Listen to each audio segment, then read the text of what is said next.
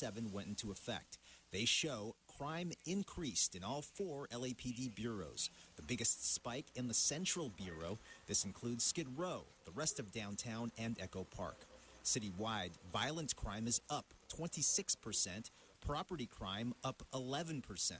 One bit of good news to report, homicides are down slightly from last year. In downtown LA, Gil Reyes for LA This Week. Aggravated assaults are also up. Chief Beck says that may be attributed to recent changes in the way those crimes are classified. Increases in domestic violence cases could be linked to more victims being encouraged to report the crime. We take a closer look at another one of the mayor's top priorities, water conservation. Anna Marcos reports on how the LA Department of Water and Power and the Wildwoods Foundation are working together to educate kids, the state's future water consumers. Kids from Mayberry Elementary are putting on their architect's hat for a day at the Vista Hermosa Natural Park near downtown LA. They're tasked to build a PVC pipe that replicates LA's water aqueduct system with its 2 main sources of water, the Owens Valley Reservoir and the Sacramento Delta. I think the most challenging part was connecting the two reservoirs and disperse it evenly all throughout each city.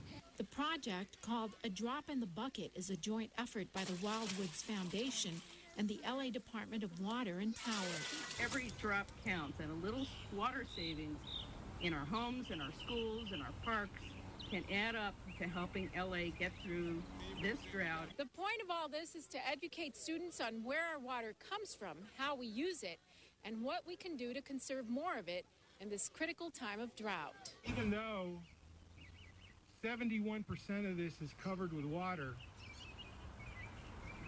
most of that's in the oceans, which leaves just a little bit that's fresh. Open Valley, please! The big moment arrives and the kids open the spigots to see if their engineering work has paid off. The miniature water project is a resounding success. What's exciting is building the aqueducts to check if it works successfully. Even better, these kids now go home with a greater sense of how dependent we are on outside water sources and how important it is to conserve California's precious water. I'm Anna Marcos for LA This Week. The Wildwoods Foundation is a nonprofit group that goes into the schools to teach kids about science, ecology, and water resources. From 1941 to 1945, millions of Jews were rounded up and murdered by the Nazis. To remember the Holocaust and to ensure it never happens again, LA city leaders joined the city's large community of Jews in observing Yom HaShoah. Rasha Goel reports. City leaders recently observed Yom HaShoah, otherwise known as Day of Remembrance of the Holocaust and the Heroism. It has become a day observed by Jewish communities and individuals worldwide. In that Holocaust, 11 million people were killed. 6 million Jews were killed. 6 million souls. And you think about, that's the same number of Jews that are now alive in America, in the entire country today. The survivors, we are dinosaurs. We are an endangered species. So I'm lucky to still be alive and being able to share what we went through, which is incredible. LA City Controller Ron Galperin, whose father was a Holocaust survivor, also shared a few words. Today is also a day when we remember those who stood up for justice, citizens of Europe, religious leaders, those who risked their lives to actually stand up to evil. And we have to remain vigilant and stand against the rise of anti-Semitism. Los Angeles is home to the second largest population of the Jewish community. And for many here, recognizing today is a reminder of tolerance and history not repeating itself.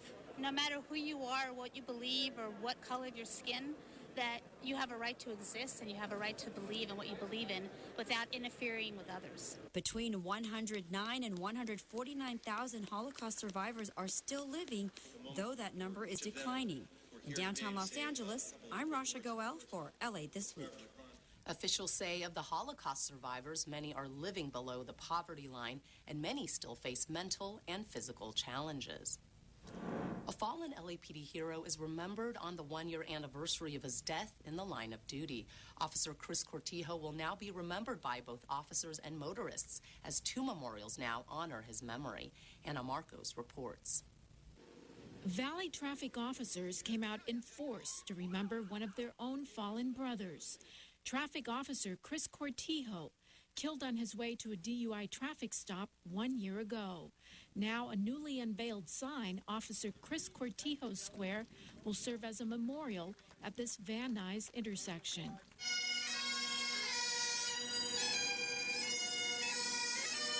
Today we remember him not just as an outstanding member of this department and a great colleague at Valley Traffic Division, but we also remember him as a beloved husband, a beloved son, a beloved father, and a friend. Chris was recognized for the over 3,000 DUI arrests he's made in his career. Officer Cortijo made it his life mission to arrest drunk drivers.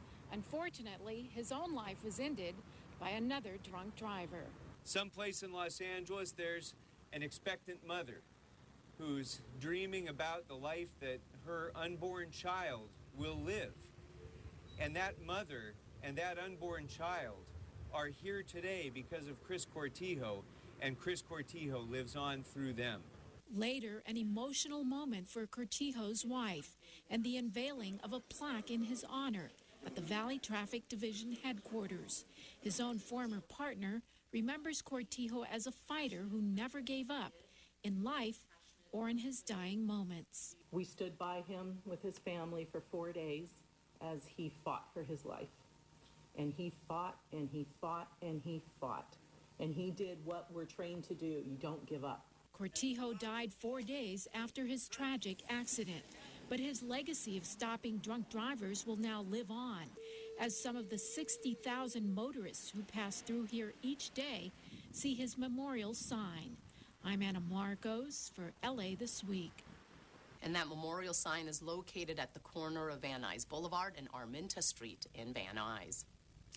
You wouldn't think it, but the Los Angeles Public Library is in the business of recidivism. 2 librarians say the free resources offered by the library system can be just what those seeking to start life anew are looking for. So she's going to help me out to print out some divorce papers, and, you know, that's something that is going to help me out. So... Why 26-year-old Elvia Fabella is so excited about her impending divorce may become a bit more clear as you understand her past. From drug use as a teen to stints in jail and an abusive relationship before landing in federal prison for the first time in 2011, not long after giving birth to her daughter Eva. I got caught transporting 42 kilos of marijuana across the U.S. border. After her release in 2014 for a second conviction, Elvia began working toward earning her associate degree, but didn't have a computer. That's when she met librarian Jackie Welsh. They have a great children's librarian. And it's a new facility, too. Yeah. So it's really nice.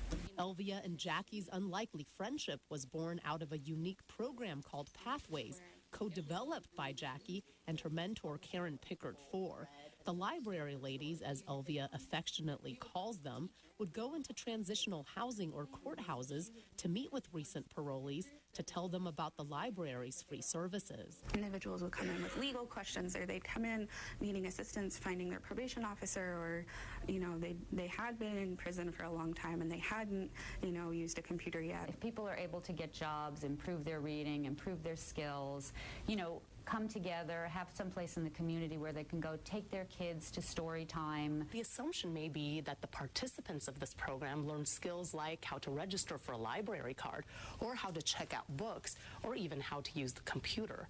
But the truth of the matter is they learned so much more. For Elvia, what she learned changed her and her young daughter's relationship. No one ever teaches you how to read to a child. So that's what stuck with me. We would do story time, adult story time, but I felt that was always a good way to kick off a program. My daughter loves books, so when I went to see her that weekend, that clicked in my head like, oh, the library ladies. And then so I did that, and my daughter was like, wow. and this one, and this one. So she was like super excited. But today, Elvia is the excited one. With the help of librarian turned friend Jackie Welsh, Elvia is printing out those divorce forms, just the latest step in her grand plan for a fresh start on life. The 8-month Pathways pilot program ended after its initial grant funding ran out. The hope is to secure further support to continue the program. The North Hollywood community came out in full force recently to make a bold statement in support of some very brave kids. Yana Kay has more. Melissa Bumstead is shaving her hair to show support for her daughter who has been fighting leukemia. I asked her, how would you feel, Grace, if I were to shave my head? And she said, Mom, you look just like me. And I had to do it. Melissa is one of several dozen community members who came out to get their heads shaven to benefit the St. Baldrick's Foundation, a volunteer organization that raises funds for children's cancer research. It feels strange, but it feels really empowering. Last year, we felt like we were just fighting for her life. We lived in the hospital for over 100 days, in addition to outpatient treatment. And it feels like I finally have a way to give back to the people who helped us through our journey and to help the families who are coming behind us to fight cancer.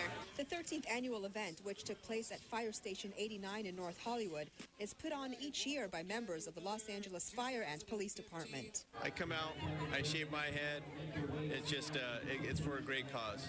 Over the 13 years, the foundation has raised nearly $800,000 and shaved over 2,000 heads, including more than 100 females. And many of the participants have their own personal stories to tell. I've been involved in this for 13 years since my own son had cancer when he was 4.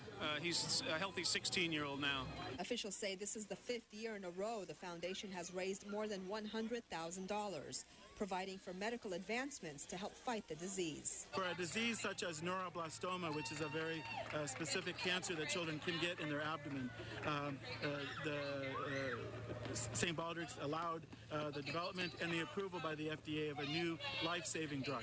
St. Baldrick's hopes to continue the tradition, providing hope and one day a cure for all children's cancer. I'm Yana Kay for LA This Week. The goal for St. Baldrick's is to hit the $1 million mark.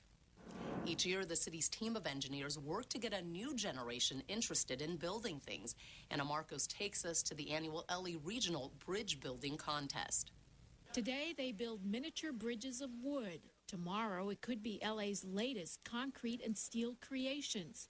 You just might be looking at the city's future engineers. What we do is that we have to make it as light as possible and see how much weight it can hold. 25, 27, 29, 29 kilograms! The City of LA's Bureau of Engineering and the American Society of Civil Engineers are sponsoring the 14th annual LA Regional Bridge Building Contest, which has drawn students from 11 LA high schools. They're very motivated. They work hard over a number of months to prepare these bridges. A Bureau of Engineering mentor is assigned to each school to help guide them through the design, construction, and planning process. Even when the bridges shatter, the students say it makes for great learning. The faces were really strong, but the top was pretty weak. Yeah. For the city and its engineers, it's a chance to teach the next generation. Anything in a public right-of-way, bridges, streets, streetlights, sidewalks, all of that is public works. It's essentially how we build our city. And hopefully it's a chance to get some of these students in an engineering frame of mind. Someday you will be an engineer, right? How many want to be an engineer? There you go. Wow, great. We are trying our hardest, of course, to reach out to more minorities and more female engineers at an elementary level, at a middle school level, and at a high school level. The trophies and ribbons are great, but the contest doesn't end here. The top 2 bridge contest winners will go on to the international contest in Portland, Oregon, which means more chances to flex that engineering muscle. I'm Anna Marcos for LA This Week. LAPD armored vehicles are used to stop a dangerous suspect. Trees are planted in remembrance of the mass shooting in Paris, and 3 LAPD officers honored for their work on Skid Row. These stories in City Beat. Friday, April 10th, Metropolitan officers were part of a coordinated effort which used police SUVs and armored vehicles to end a lengthy pursuit of an armed suspect who carjacked a Toyota Prius taxi. Days after the pursuit, law enforcement officials told the media armored vehicles are deployed only after careful scrutiny and after certain criteria are met. The suspect was an armed suspect that was driving around, 1:30, 2 o'clock in the afternoon, specifically when schools were getting out, putting a lot of people at risk. The community was certainly running up to the window, and it was putting us in grave danger. Officers say this was only the second time these armored vehicles were deployed in a pursuit scenario. The first time was back in November in East LA during the pursuit of a murder suspect. Councilmember Tom Labange joined the Consul General of France recently to plant trees at the bird sanctuary at Griffith Park in remembrance of the victims of the shooting in January in Paris. In January, 17 people were killed by religious extremists in attacks at the Charlie Hebdo satirical magazine offices and at a kosher grocery store. Since the attacks, thousands in France have gathered at demonstrations calling for peace and unity. 3 LAPD officers who work on Skid Row were recently honored by the California State Senate. The officers are Dion Joseph, Delano Hutchins, and Andre Linné. They received California State Senate resolutions from Senator Isidore Hall. The Safer Cities initiative launched in 2005 with 50 officers working the 50-block area of Skid Row, addressing quality of life issues for residents. Today, there is 1 lieutenant, 7 sergeants, and 50 officers assigned to the project. The drive is on to raise money for more music, dance, and art programs in underserved communities. Gil Reyes reports from Arts Day LA at City Hall. Students from Ramon Cortinez School in downtown benefit from arts programs that are too often lacking at other campuses. That's why the group Arts for LA is raising money. They pitch the creative and financial benefits of courses like this at every campus. We need to address inequities, and our work here is to figure out how to partner to make more resources available. Hundreds gathering at LA City Hall's Rotunda for Arts Day LA, recognizing the impact of LA's creative industries, which supply 1 in 7 jobs throughout LA County and $5.7 billion in annual tax revenue. Economics aside, Grammy-nominated singer-songwriter Aloe Black says there are social benefits too, especially in a city as diverse as ours. There's so much that arts does for youth and for cultural diversity and communicating across cultures and diverse backgrounds, how we all are similar. The arts help us to broach those important conversations. Aloe Black and LA's poet laureate Luis Rodriguez are among the honorees at Arts Day festivities at City Hall. Though more donations are needed, the city celebrates new funding for mural projects to re-engage local youth. The offices of the city controller and city attorney have also discovered $10 million in unspent art development fees. That could mean more money for music and dance classes, also art supplies. And it should be accessible to everyone, no matter who you are, where you're from, or what your income level is, or what the demographic is.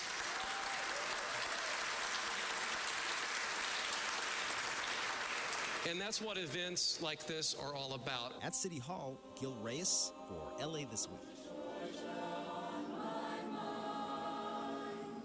More donations are needed. Log on to artsforla.org to find out how. And in this week's All Valley edition of Things to Do, a 5K run with a splash of color, the YMCA Healthy Kids Day, and a garden festival. Here's a 5K run walk that will have you feeling the love. St. Euphrasia School is holding a super groovy mini color 5K run and walk on Saturday, April 25th, starting at 8:15 a.m. to celebrate their 50-year anniversary. As you cross the finish line, you will be puffed with psychedelic clouds of color. Enjoy the good vibes and good people as you walk or run to celebrate the school's milestone. The race will be held on a flat course at Woodley Park at 6350 Woodley Avenue in Van Nuys. Kids can also join in on the fun with a 1K run at 9:30 a.m. For more information, go to nights5k.org. Also on Saturday, April 25th, is the YMCA Healthy Kids Day from 10 a.m. to 2 p.m., held at the North Valley Family YMCA at 11336 Corbin Avenue in Northridge. The idea behind Healthy Kids Day is that the more support, guidance, and opportunities we give our kids, the more they benefit in the long run. There will be activities for the whole family, including a rock climbing wall, an inflatable obstacle course, a petting zoo, and much more. For more information, visit ymcala.org/NV. And over at the Homestead Acre at Chatsworth Park South, the Chatsworth Historical Society presents a garden festival that families and friends of all ages will enjoy. The festival will take place on Sunday, April 26th from 11 a.m. to 3 p.m. The event will include museum exhibits, quilt displays, and tea time, as well as tours of the rose gardens. Chatsworth Park South is located at 10385 Shadow Oak Drive in Chatsworth. For information on ticket prices or other details, you can call 818-882-5614. And that's a look at some upcoming things to do. Here in Tinseltown, even a mountain lion can become famous with paparazzi hot on its trail. Last week, LA's most famous mountain lion, known as P22, was found in the crawl space of a Los Feliz home after it was believed to have crossed over the freeway from Griffith Park. And that's our This Week in Tweets. P22 first came on the radar years back when he was first spotted in Griffith Park. Scientists managed to tranquilize him and outfit him with a GPS collar and ear tags. But what ultimately cemented his fame was this photo retweeted this week by several Twitter users, including @Gizmodo, taken by wildlife photographer Steve Winter in 2013 using a remote camera which captured P22 with the Hollywood sign behind him. But last week, the photos of P22 tweeted by the likes of @CBSLA and @KPCC were less glossy. After a worker came face-to-face with the puma in the crawl space of the home and got the shock of his life, wildlife officials tried to coax P22 out by launching tennis balls and shooting beanbag rounds. While that didn't work, P22 eventually left the home of his own volition a day later and was tracked by GPS to a remote canyon back at Griffith Park. A facelift and the reopening of one trail in the San Fernando Valley is making a lot of horse owners happy. Anna Marcos takes us on a ride through the Foothill Boulevard Horse Trail. Out here in these hills, they wear cowboy hats and they ride horses. It's a piece of the wild, wild west in a northern corner of the San Fernando Valley. And Councilmember Felipe Fuentes did as the locals do. He got on a horse to take a look at the grand reopening of the Foothill Boulevard Horse Trails. We were able to not just clean up this trail, but we were able to repair almost a full mile of trail with this great, as you can see, buffer between the street and the horses. This trail is a gateway to all the other trails in the mountains. And now its old wooden posts have been replaced with galvanized metal railings. They provide extra safety for joggers, traffic, horse riders, horses, and pedestrians. This is so impressive. We've been waiting for years. This was destroyed during the Sayre fire, which was almost 7 years ago. So it's been an eyesore for a long time and almost unusable. It's a major stepstone for Sylmar. It makes us definitely more safety as far as reaching to our goals, which are the mountains. It's a long-awaited step. Angelinos own between 10 to 20,000 horses, many of them in the Sylmar area. I'm proud to say we've got more horses than any other part of the city of Los Angeles. And now this newly reopened trail provides more vistas for those 10 to 20,000 horses and their owners to enjoy and giddy up. I'm Anna Marcos for LA This Week. The project was done through the Department of Recreation and Parks. And that's going to do it for this edition. Thanks for joining us. I'm Ellen Chang.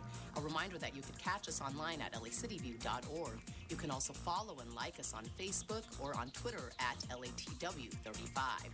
We'll see you back here next week for more of LA This Week.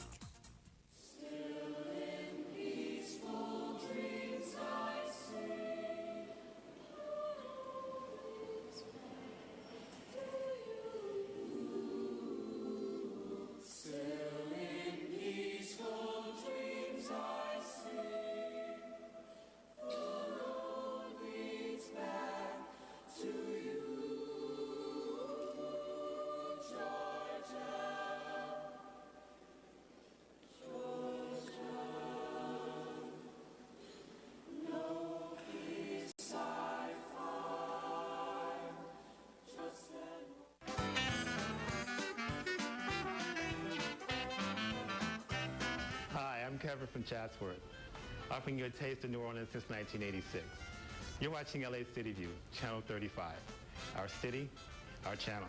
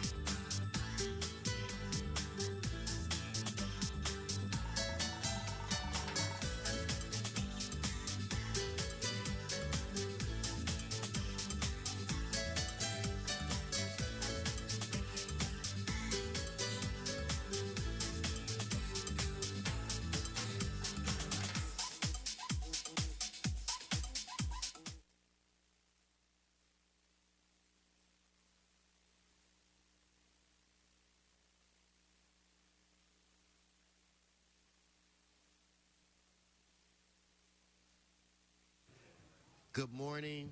Today is Tuesday, April 21st. I want to welcome you to the Los Angeles City Council. This council meets every Tuesday, Wednesday, and Friday at 10 a.m., and the public is welcome. Madam Clerk, we do have a quorum. Could you please call the roll? Blumenfield, Bonnet, Buscaino, Cedillo, Englander, Fuentes, Huizar, Carrasco, Coin, Labange, Martinez, O'Farrell, Parks, Price, Wesson. 10 members present, a quorum, Mr. President.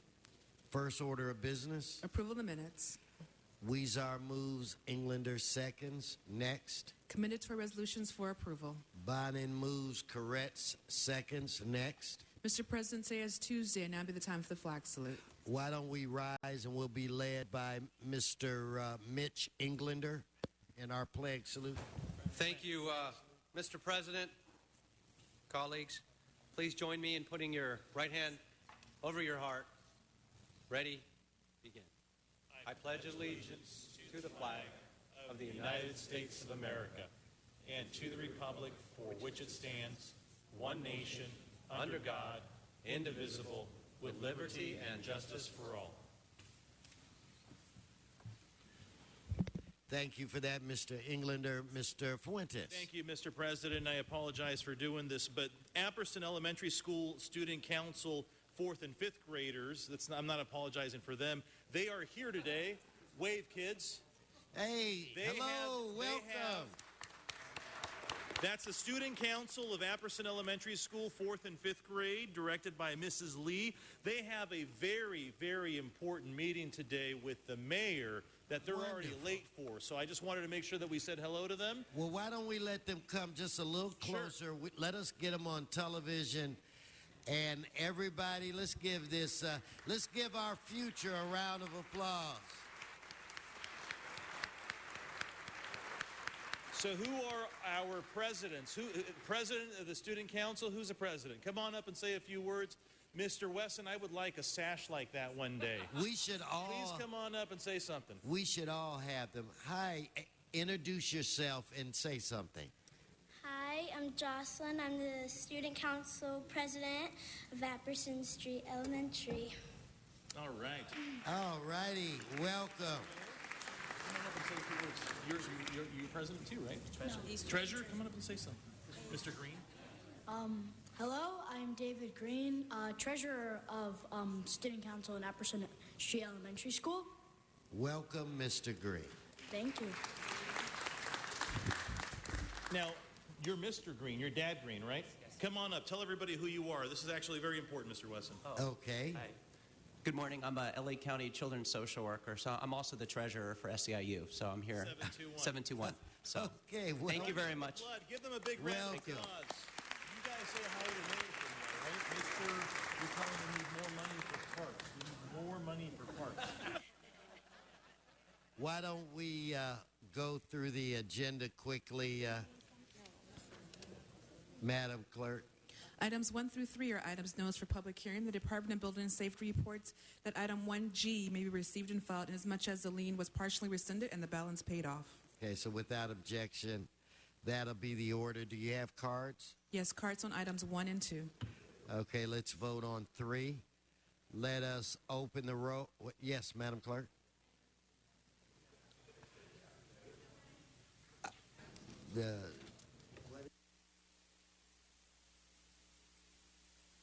Okay, on item 3, let's open the roll, close the roll, and tabulate the vote. 10 ayes.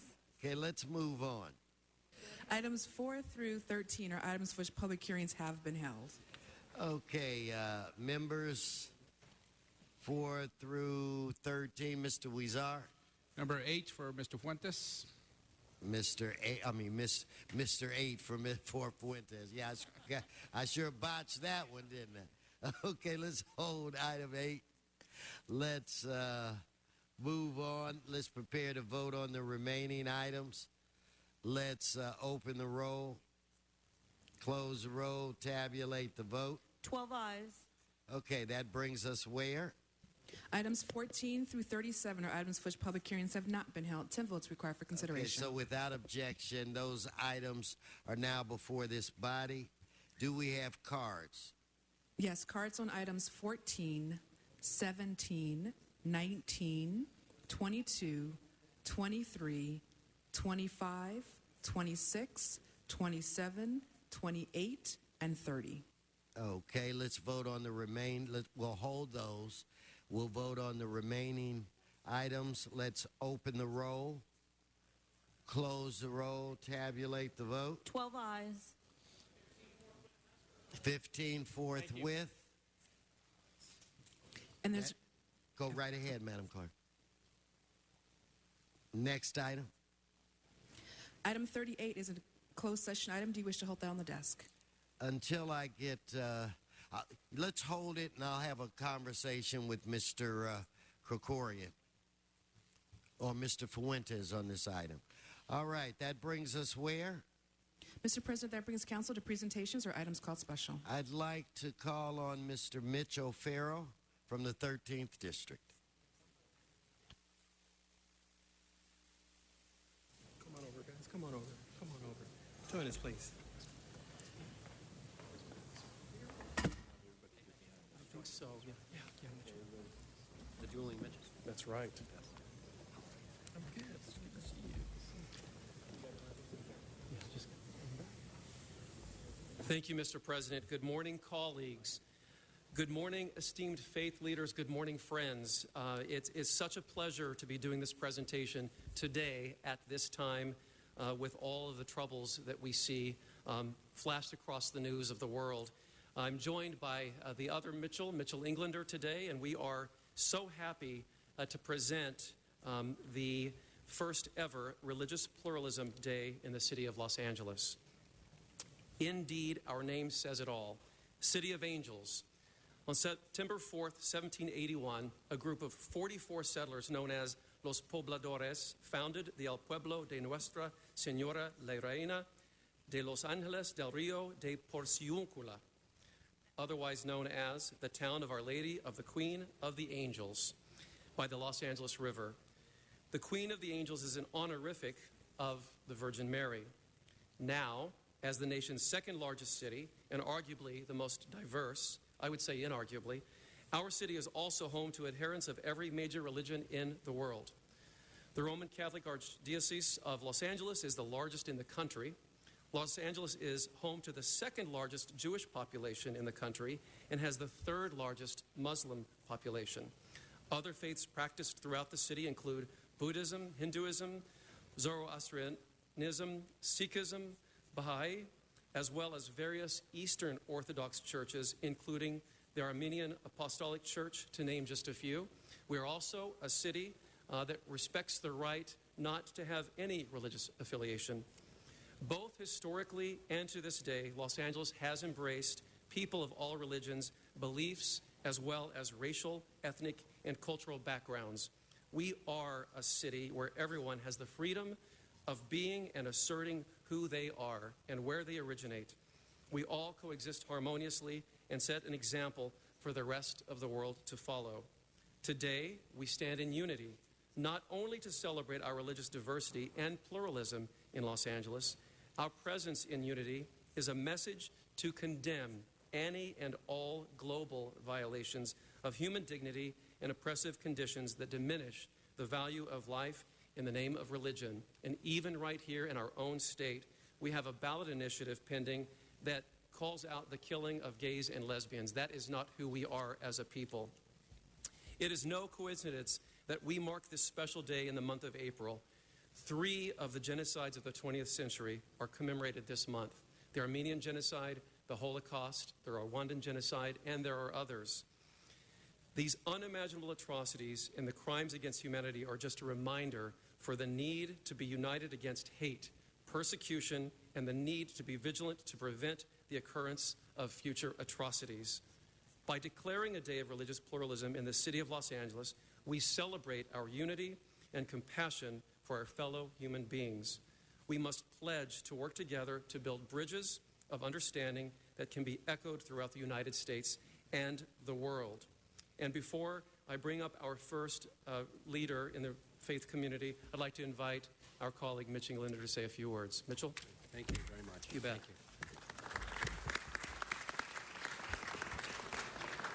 Thank you. Thank you, the other Mitch, or as we're often called around the horseshoe, Thing 1 and Thing 2. I really do appreciate joining you in this. And today I'm proud to stand here with faith-based leaders from every major religion to celebrate religious pluralism here in Los Angeles and throughout the world, to take a stand against religious persecution. Last week, colleagues, we commemorated the anniversary of the liberation of Auschwitz-Birkenau death camps back in 1945, where 11 million people were killed during that Holocaust, 6 million Jews, and of that 1.1 million were children. 2/3 of the Jewish people, in fact, living in Europe at the time of World War II were killed then by the Nazis. Today, with all religions, here in Los Angeles and in our nation, we stand united, not divided. Whereas last week we remembered the events of the past and the hope that we learn from them, this week we celebrate our present day. We must be consistently vigilant that we protect our diversity here in our nation, and particularly here in Los Angeles, whether that be of religion, race, gender, or color. If we cannot end now our differences, as President John F. Kennedy said, at least we can help make the world safe for diversity. For in the final analysis of our most basic common link, it is that we all inhabit this small planet. We all breathe the same air. We all cherish our children's future. And we are all mortal. Thank you. Thanks, Mr. Thank you. We're going to have a few distinguished speakers this morning. The first I'd like to bring forward is Niranjan Khalsa, President, Los Angeles City's Human Relations Commission. Thank you, Councilman. Good morning, council members. Good morning, Council President Wesson. Always a pleasure to see you all. Behind me, I would like to introduce to you today the very diverse and very large community of faith leaders from Los Angeles that also serves as a Faith Leaders Advisory Council to the City of Los Angeles. In the wake of the heartless evil of 9/11, a miracle took place in the City of Angels. On a scale never before experienced, leaders and representatives from so many different faith communities reached out to and embraced each other with a common thought that the mutual love and compassion taught by all the world's faiths must be used to draw us together in peace and respect for one another, and with the new strength found in this unity, we must stand against those who would steal the name of religion to separate and tear humanity apart.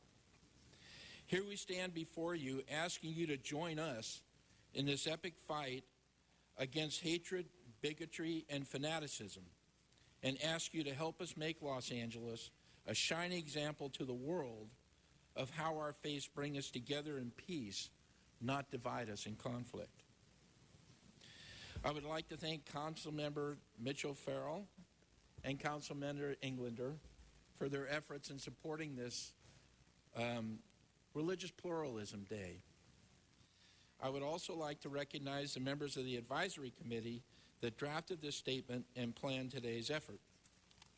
They consist of, and are not limited to, Salam al-Mariyati, Director of the Muslim Public Affairs Council, Rabbi Mark Diamond, Academy for Jewish Religion in California, Rabbi Jim Kaufman, Temple Beth Hillel, Rabbi Sharon Brous, ICAR, Rabbi Arian Cohen, American Jewish University, Robert Smith, Chairman of the B'nai David Judea Muslim Jewish Dialogue. I apologize, but I think Eastern names are just as hard as some of these sometimes. So, Imam Jihad Turk, President of the Bayan Claremont Islamic Graduate School, Aziza Hassan, Executive Director of New Ground Muslim Jewish Partnership for Change, Brila Skoda, a constant partnership to the faith community in Los Angeles, from the USC Center for Religion and Civic Culture, the Right Reverend Father Alexi Smith, ecumenical and interreligious officer of the Los Angeles Catholic Archdiocese, and my neighbor, Father Cyril Gorgi, of St. Mark's Coptic Orthodox Church.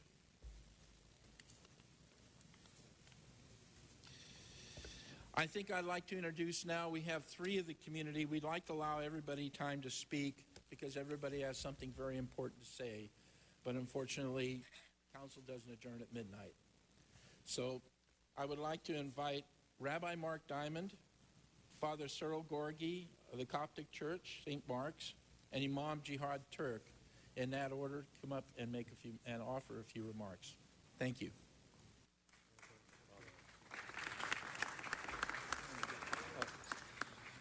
Thank you. It is an honor to be here today with distinguished civic, community, and faith leaders. I have the privilege of serving on a Muslim-Jewish advisory committee that convenes under the auspices of the Human Relations Commission. On behalf of my colleagues, let me thank City Controller Ron Galperin, Councilmember Mitch O'Farrell, and all of you for your leadership and support of this day of religious pluralism. Let me take a moment to thank all of our religious leaders who deserve a round of applause for all they do for our community. Good friends, one of the shared scriptures of the Abrahamic faiths is the narrative of Noah and his ark. The Hebrew text tells us that God commands Noah, Sohar ta'aseh l'teva, make an opening for daylight in the ark. This opening, the Sohar, may have been a window or skylight that allowed light to enter the ark. But according to rabbinic legend, it was a precious stone that illuminated the whole interior of the ark. Whatever it was, it brought light into a dark place. The message of our assemblage today is our shared mandate to bring the light of pluralism to the dark places of the ark that is our world. Our ark suffers from the darkness of pain and violence, mass murder, torture, expulsion of minority religious and ethnic groups in the Middle East, Africa, and elsewhere. Our ark, our world, is plagued by the darkness of hatred and intolerance, anti-Semitism, hatred of Christians, Islamophobia, and other divisive ideologies that perpetuate bigotry and fear of the other. As a Jew, as a rabbi, I feel the pain of my fellow Jews, my fellow Christians, my fellow Muslims, my fellow Sikhs, the pain of all of God's children who are the victims of violence and terror.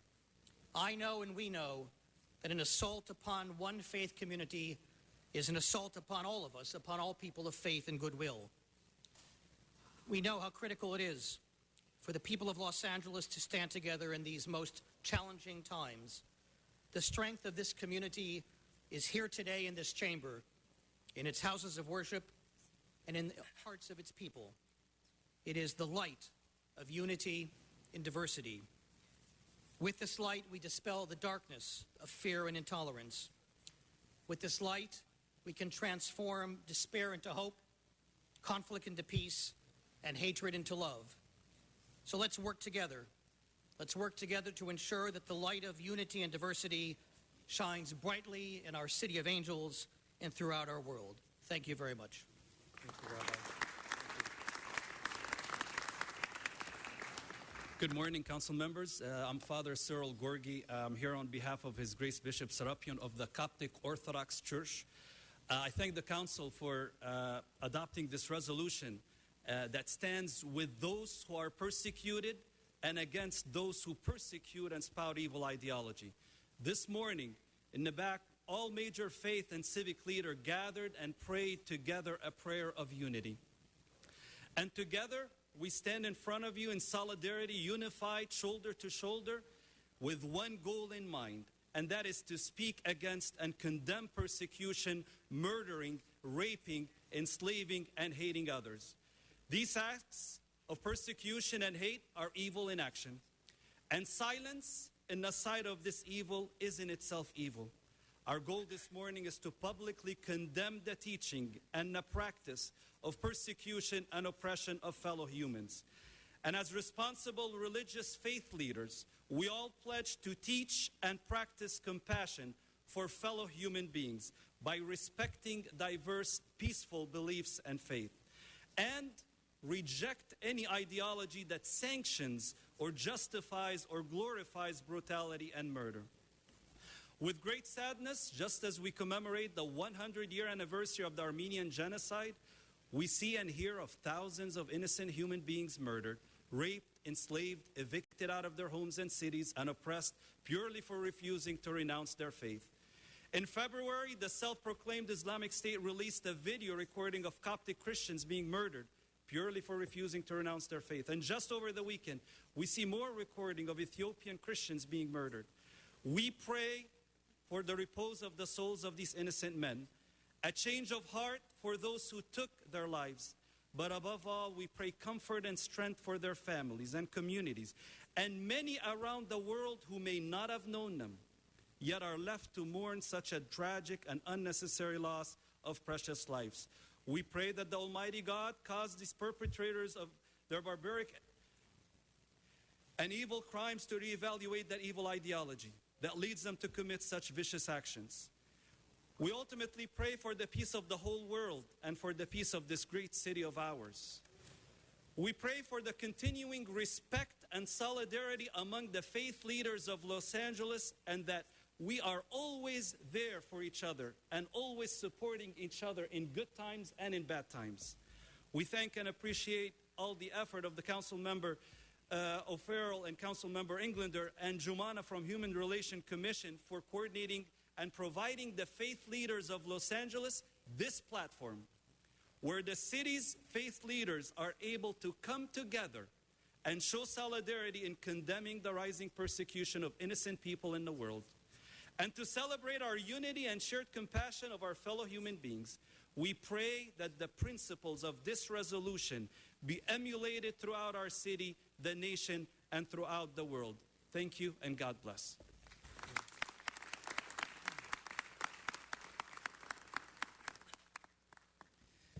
My name is Jihad Turk, and I am the president of Bayan Claremont, which is the nation's first Islamic graduate school or seminary educating the next generation of American Muslim religious leaders. And we're doing so here in the county of Los Angeles, in the city of Claremont. And it's no coincidence that we began this kind of education here in the diverse Southern California region, because we are the world's most diverse, religiously diverse city. We are here as faith leaders for three reasons. The first is to express our deep concern and care for those around the world that are suffering because of geopolitical instability, because of religious bigotry, and our concern for the souls who have passed away before, but those who are suffering till this day. We condemn the atrocities, the mass murder of the Armenians of a century ago, of those who suffered under the Holocaust, of the many Jews and other communities that lost so many lives during that conflict, and also of the continuing conflict that we see going on today throughout the Middle East, not the least of which is throughout places like Iraq and Syria, but also in places like Yemen, and as we saw most recently in Gaza this past summer, the loss of so many lives of innocent women and children. We are here as faith community leaders to share and express our concern and care for those souls. But we are also here, and this is the second thing I have to share, we are also here to express our hope. We have hope as people of faith that we can reclaim the role of religion to be a force for good in the world. That as people of faith who believe in God and who value compassion and the value of human life, that we can work together, not only here in Los Angeles, and not only serve as a model here in Los Angeles, but an inspiration for the world. And lastly, we come together to reaffirm our commitment to working together. We are here in a proactive way, not in a reactive way, to get to know each other as leaders, but also commit to having our communities know each other, so as to protect the lives of those who feel so vulnerable here at home, and to not allow the conflicts around the world to spread to our shores here in the United States of America. I had the privilege a few years ago of traveling with City Councilman Tom Labange to France. And we looked at the integration of ethnic and religious minorities on that trip. And we brought with us a diverse delegation from the city of Los Angeles. And we saw on that trip, Tom, some of the challenges that we face, but how far we are on this journey, how much ahead of the game we are compared to so many other places in the world. So I thank you for this opportunity, for giving us this platform.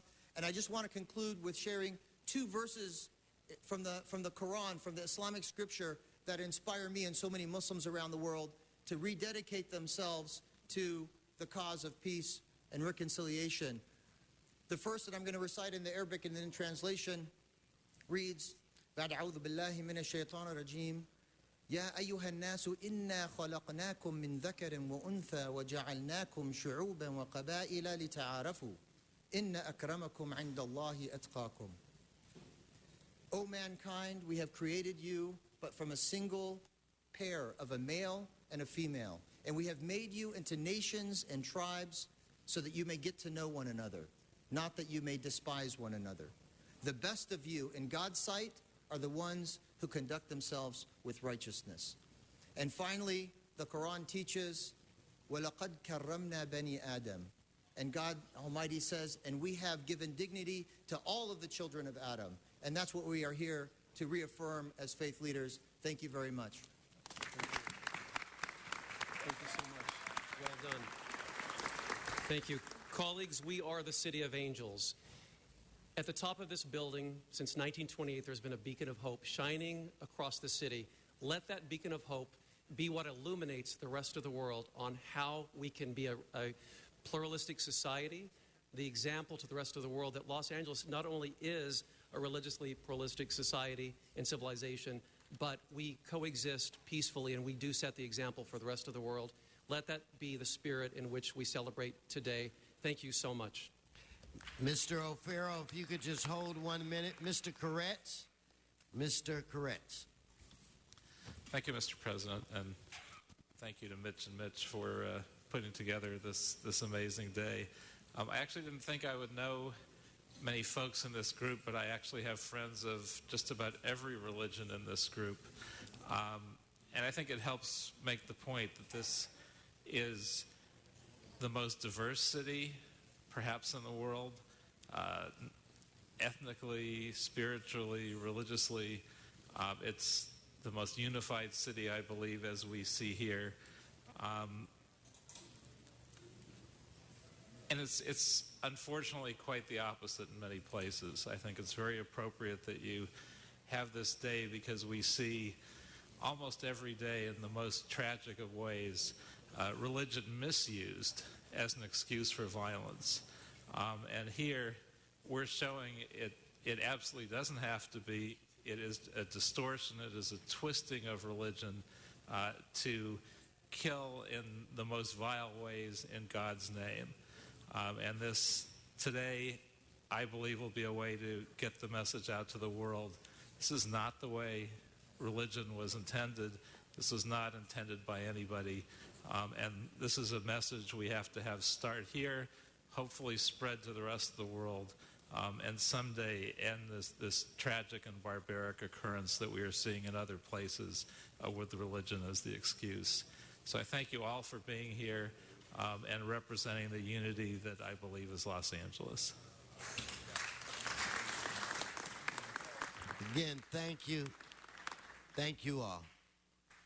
Thank you. And with that, I want to invite everyone to put that symbolism to your feet this Friday morning when we have the March for Justice, starting in Hollywood at 10 a.m. At 9:30, we'll dedicate the Armenian Genocide Memorial Square, and everyone's invited. And that will be our salve for injustice across the world this coming Friday. I invite everyone to join us. Thank you. No, thank you. We're going back. Let's y'all come over here. Members, I'd like to acknowledge we had two former colleagues that joined us today. We had Cindy Misakowski. Cindy, where are you? Can we give Cindy a round of applause? And we have Zev Yaroslawski here. Let's give the grumpy old man a round of applause. Welcome to you both.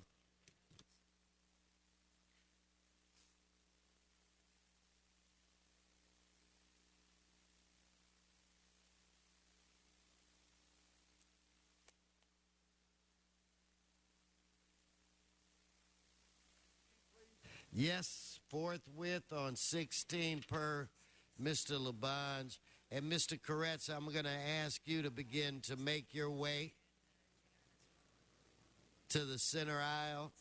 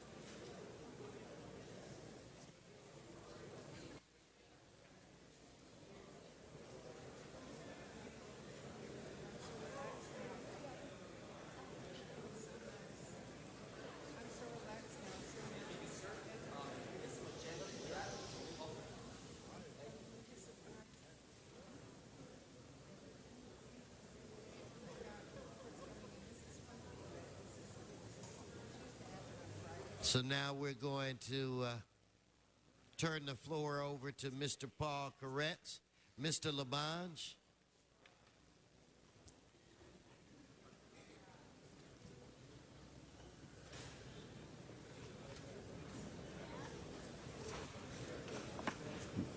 Mr. Koretz, the floor is yours. Well, thank you, Mr. President and members. It's my distinct privilege to lead a special presentation for a union leader who many of you know, T. Santora. T is the greatly respected President of Communication Workers of America, Local 9003, right here in Los Angeles. And CWA is one of the nation's largest unions, representing 600,000 workers in a number of key industries, including telecommunications, healthcare, public service, education, manufacturing, media, and the airline industry. CWA represents approximately 2,500 workers in the greater LA metropolitan region. And T, I'm so, there you are. Happy to welcome you here today along with your husband, Jack Jackson, and some CWA colleagues. T began his career with CWA in 1978 as a shop steward, representing his co-workers at GTE. He was first elected to union office as a local vice president in 1985, which was around when I started my political career, which is why it seems like he's been there the whole time I have. He's been working as a full-time representative since then for a full 30 years. So today we're celebrating his service in elective office for those 3 decades, and we want to congratulate him on such a landmark achievement. In addition to his role as CWA 9003 president, he's a national co-chair of the Telecom Ad Hoc Committee. He is a legislative and political chair. He is active as a leader in nonprofit charitable organizations. He was recently appointed by Mayor Garcetti to the LA Workforce Investment Board, where he serves on the executive committee and chairs the Apprenticeship Ad Hoc Committee. He is a well-educated labor leader as a graduate of the National Labor College at the University of Baltimore, and he earned honors with his degree in union leadership and administration in 1991.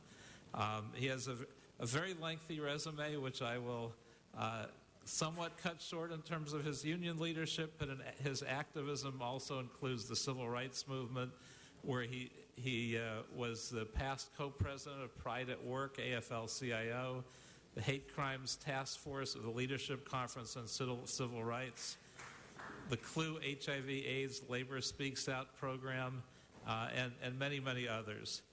He was married in 2008 to his partner of 17 years, Jack Jackson, and Jack is an attorney specializing in labor and disability rights and is the former president of the Lesbian and Gay Bar Association of Los Angeles. T is appreciated by his peers as a strategist for worker and civil rights, as a committed mentor.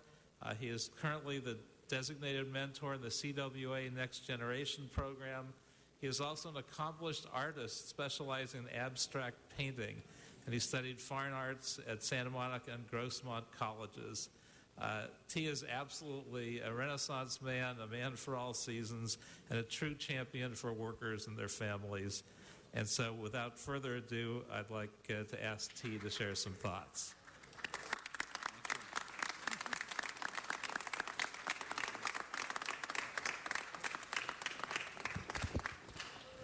Thank you, Councilman Koretz. This is a great honor. I know that for many, this is an agenda item you'd like to get through, but I do want to say thank you so much for taking the time, for giving me this moment. This is not about me. As any of you who are elected know, we accomplish nothing alone. And so thank you for taking the time to recognize me, my amazing colleagues who are here with me, the communications workers of America who live and work in this great city. Thank you very much.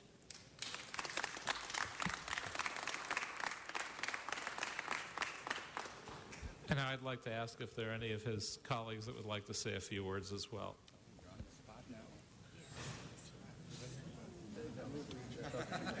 You're free to vote. I think we're going to vote for this Okay, man. I guess I surprised them. Good job. And any of our colleagues on the queue? This is great recognition. There's nothing like teamwork. This is what it embodies. And congratulations to you and Mr. Koretz for this great honor that you bestowed. Thank you. Thank you, Mr. President. Now I'd like to present this commendation from the City of Los Angeles.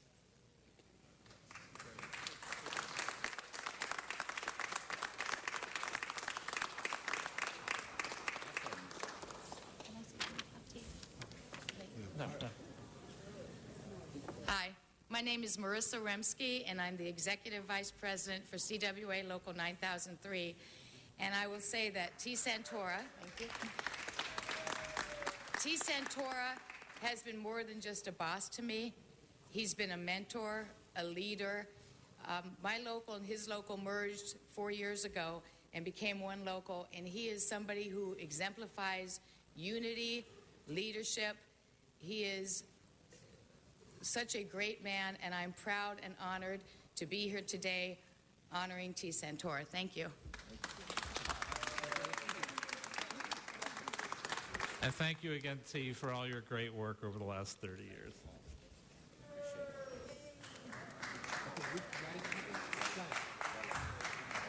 All right, Sergeant, if you follow Mr. Koretz's deputy right there, he'll lead the way to the room. Madam Clerk, I'm going to do item number 26. We do have the family here as well. Mr. Kokorian, we're going to call on item 26. I do have 3 cards, but the family is here. Donna Pearman, do you wish to speak? The family is here, Donna.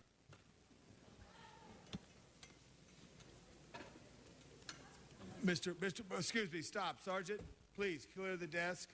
Mr. Kokorian. Mr. Kokorian, excuse me. I'm going to call on Mr. Kokorian first. Thank you. Me first, Donna.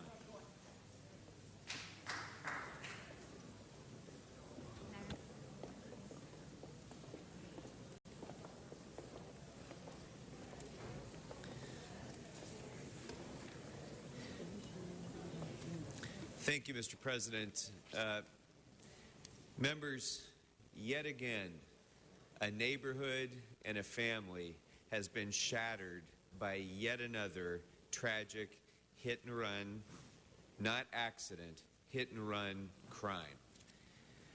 On Friday, February 27th at 8:20 in the evening, Melva Chapman, a 57-year-old resident of Sun Valley, a mother, a sister, a daughter, was suddenly taken from us in a horrendous accident which became a horrendous crime as soon as the callous driver who struck her and took her life fled from the scene.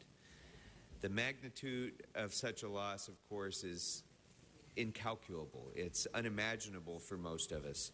And yet, here we are again with yet another case like this, an unthinkable tragedy that became an unthinkable crime. We have to try to remind the people of our city yet again that accidents happen, traffic accidents happen, but if something like this occurs, you have to stop, you have to render aid. You can't leave a person, a human being with a family, with loved ones, a human being who needs help at that moment.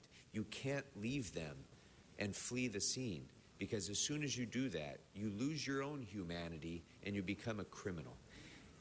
So I want to thank Mr. Buscaino for his strong leadership in this, and Mr. Englander and many others on this council who continue to fight to try to address the hit-and-run scourge that we have in this city, the hit-and-run crisis that we have in this city.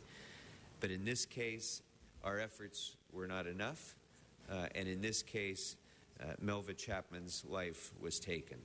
So the Los Angeles Police Department has been working this case. The Los Angeles Police Department believes that a reward can be useful in the investigation of this case.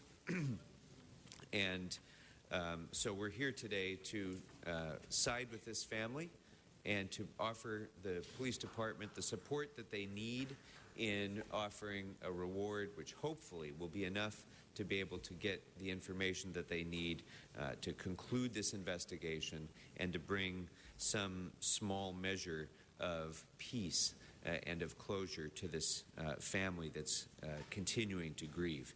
So before I ask the family to speak, I would like to ask LAPD Detective William Bustos to come forward. Detective, if you could please offer a few comments about this crime. Good morning. Thank you, Mr. Krikorian. Mr. President, honorable council members, we are investigating this tragic traffic collision that occurred on February 27th at Lemp and Saracoin in the community of North Hollywood. Ms. Chapman was in the process of crossing the street at 8:20 in the evening, a Friday evening. And when she was crossing the street, she was struck by what we believe, based on our physical evidence, a 2005 to 2011 Toyota Tacoma pickup truck, white in color. We anticipate there being damage to the left front. After the impact happened, which was very severe, Ms. Chapman was severely injured. However, the driver chose not to stop. That driver was in the best position to contact the police, call 911, summon for aid, but did not happen. That driver chose to leave the scene, becoming a felony hit and run. We have been working this case as it was described by Mr. Krikorian. However, we ran out of leads. We have been working with the family. We have reaching out to the community through the media. However, we ran out of leads. And so we are here before you requesting that please help us by approving this reward. We believe that this monetary incentive will cause for somebody out there who knows about where the whereabouts of this driver, the location of the vehicle, to give us that information. And please call us at 818-644-8000. You can also call anonymously, but we need that information so we can close this case, but more importantly, for the family so that they can have closure and begin the grieving process. So we ask that you help us with that approval of the reward. Thank you. Thank you, Detective, and thank you for your vigilance and that of Valley Traffic's and constantly fighting against these crimes and trying to investigate them when they occur. I'd like to now ask Gloria Gallarza, who is Melva Chapman's sister, to say a few words. Good morning, ladies and gentlemen. I'm Melva Chapman's oldest sister. My sister was a great person. She helped the homeless. She was an A student all the way from high school on. She came in 1970, Miss Teenage Pageant, second runner-up. She's just a beautiful person. She worked for the phone company for 20 years. After that, she decided to settle down and have a family. She has one son only, and he's very devastated what's going on. Myself and my family have been trying to put posters out to see if we have any leads. However, I had to stop like a couple weeks ago because my fiance, he's going to pass. They're going to unplug him on life support tomorrow. So I have no one right now to be helping me put out more posters. The detective's been very helpful, keeping in touch with me, let me know what's going on. We need closure. We're from Texas originally. My sister was born down here. My mother's 91 years old, and we lost my father 6 years ago. And once again, we just need closure. She was a loving sister, a mother, an aunt, and we're lost without her. Every time we hear the doorbell ring, we're thinking it's her that's coming home. But we know she's not going to come home. And we were all very close, and I just can't speak anymore. I just miss my sister, and I want closure for me and my family. Thank you.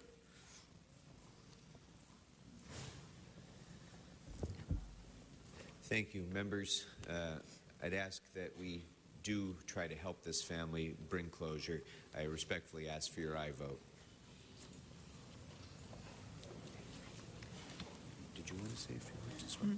Did you want to speak? You don't need to, but if you'd like to, you may. Oh, well, I'll say just a few words. Okay.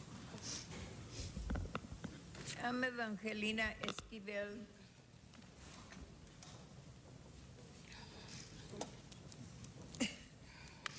The mother of my girl. And it was a hard thing to hear early in the morning the policeman knock at my door telling me the news, the horrible news. And I hope no other parents will pass through this. But we have real bad town in Sun Valley that the people are always speeding on those streets, and there's no signs of low speeding and no signs of stops or those bumps that they put on the roads. We don't have them.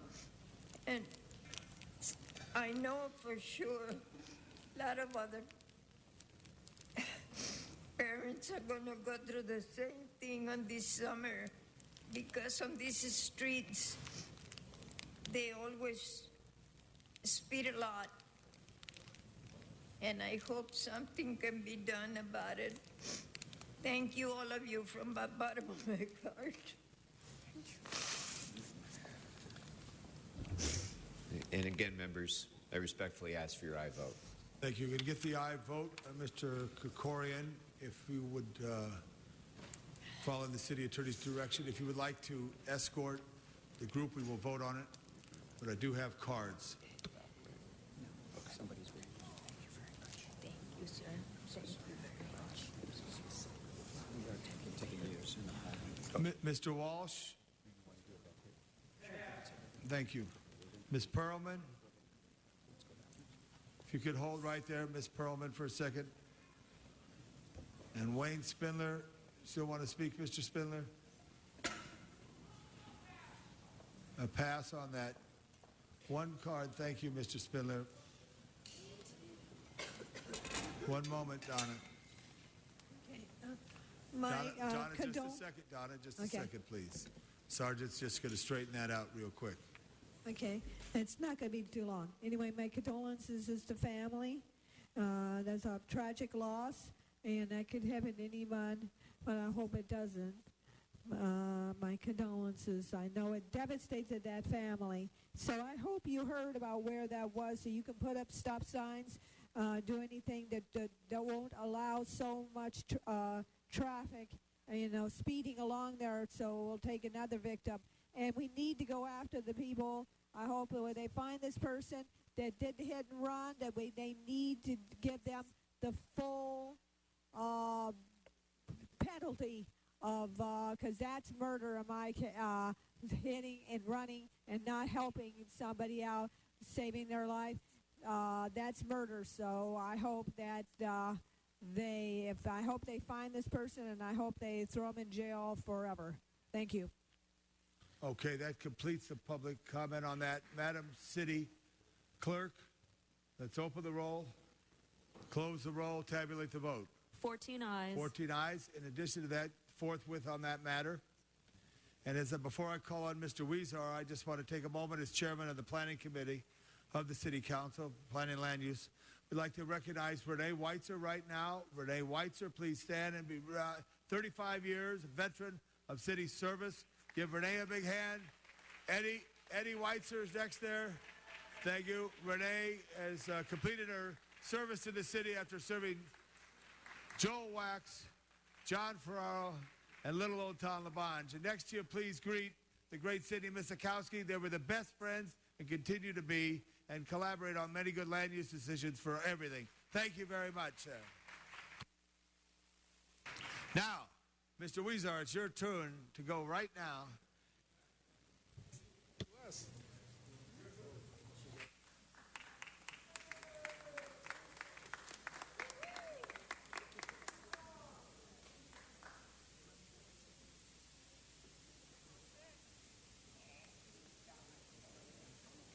Pass in.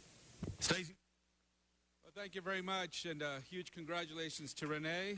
Wonderful work you've done.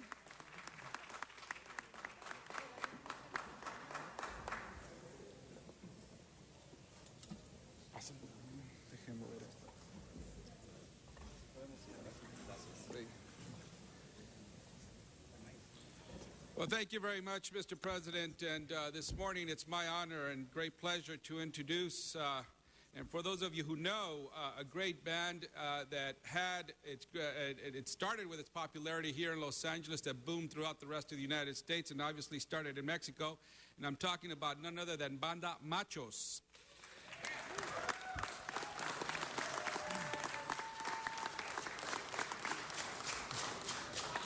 Machos proudly hails from the town of Villa Corona, Jalisco, which is about 45 minutes south of Guadalajara, Jalisco.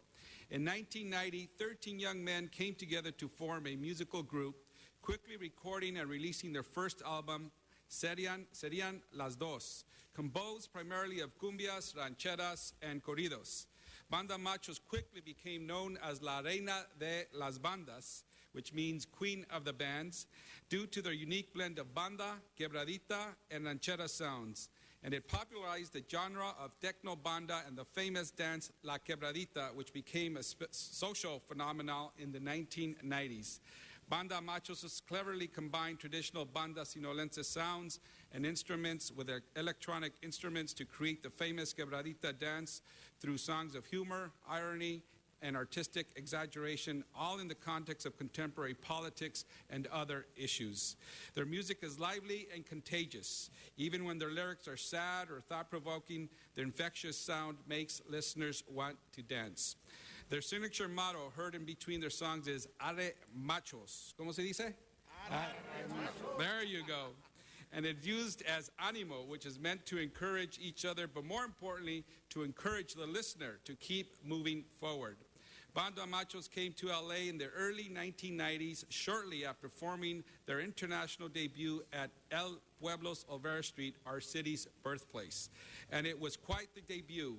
There were close to 250,000 spectators in attendance that day. It was also here in Los Angeles where they were featured in a popular radio station then called La X that contributed to their fame in the United States. And today, in the city of Los Angeles, Banda Machos has come full circle. Banda Machos performed at the headliner for Fiesta Broadway in 1999 on their 10th anniversary. And this year, as Banda Machos celebrates their 25th anniversary, they are returning to headline Fiesta Broadway this Sunday, April 26th at Grant Park. And they're not just great and prolific performers.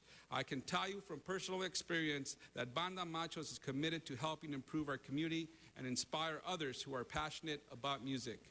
Last year, I partnered with them to donate music instruments to one of our music schools in Boyle Heights, the neighborhood music school, as they celebrated their 100th anniversary. It was a great day and a special treat for the students. And the highlight of that day was when Banda Macho performed Mi Luna, Mi Estrella. This year marks Banda Machos' 25th anniversary as a performance group, and we wanted to make sure the city of Los Angeles congratulate them in their incredible milestone and welcome them once again to Fiesta Broadway this Sunday at Grant Park. And now, if I could introduce to you Arturo Avila, one of the original founders of Banda Machos, who will share a few words. Arturo? ¿Vas a hablar español o inglés? Español. Español, sí. Gracias.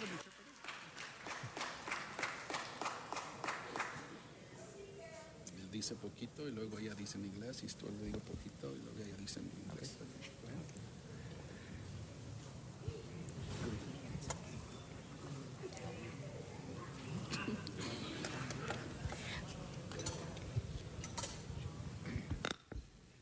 Hola, buenos días. Good morning, everybody. Gracias, cónsul José Huizar. Thank you so much, Council Jose Huizar. Muchas gracias a todos los medios que están aquí. Thanks to all the communication medias that are here. Nosotros, Banda Machos, estamos muy contentos de recibir este conocimiento. We, the Banda Macho, are very happy to receive this acknowledgement. Y por estar festejando los 25 años de carrera artística. And to celebrate the 25th year anniversary of our career. Para nosotros es un gran orgullo estar aquí presentes. For us, it's really wonderful to be here with you. Y queremos decirles que Los Ángeles es una ciudad muy importante en nuestra carrera. And we want to tell you that Los Angeles is a very important city for our career. A principios de los 90, una estación de radio aquí en Los Ángeles nos apoyó mucho. At the beginning of the 90s, a radio station here in Los Angeles gave us a great deal of support. Y la verdad estamos muy contentos porque Los Ángeles fue la primera ciudad que tuvimos nuestro primer evento, que fue en la Placita Olvera, en Huntington Park. And to tell you the truth, we're really happy because Los Angeles was the first city that helped us. We had our first event at the Placita Olvera and Huntington Park. Y de aquí partimos a las diferentes ciudades de Estados Unidos como Chicago, Texas, Nueva York. And from here we went to different cities in the United States like Chicago, Texas, New York. Y nosotros somos de Villa Corona, Jalisco, y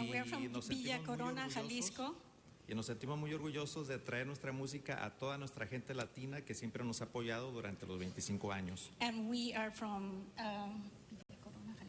Villa Corona, Jalisco, and we feel really proud to be able to bring our music to all our Latin people that have always supported us. No hay más que agradecerle a toda la gente que nos apoya por cada uno de los integrantes de la Banda Machos y muchas gracias. Nuestro representante aquí radica también. And I want to thank you on behalf of all the representatives of the Banda Macho and our representative live here. Ya, y pues muchas gracias a todos. And thank you so much to everyone.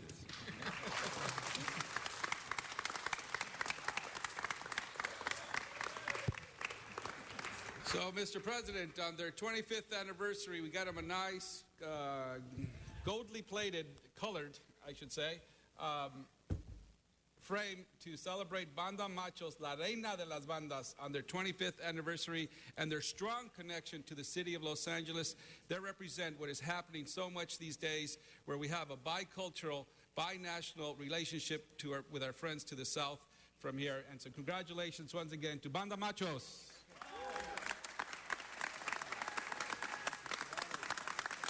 Felicidades!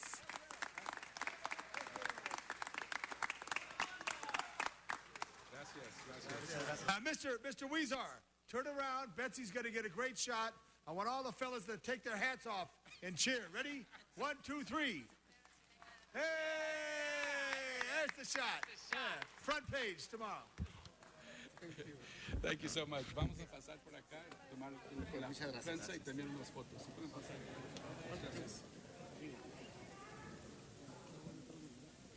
Thank you very much, Mr. Weezar.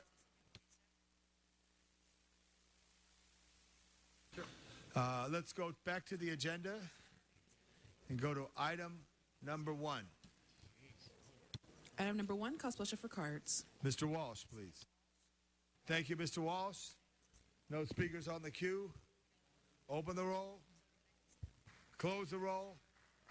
Tabulate the vote. 14 ayes. Thank you very much. Item 2. Item 2, call special for cards. Sean Murphy.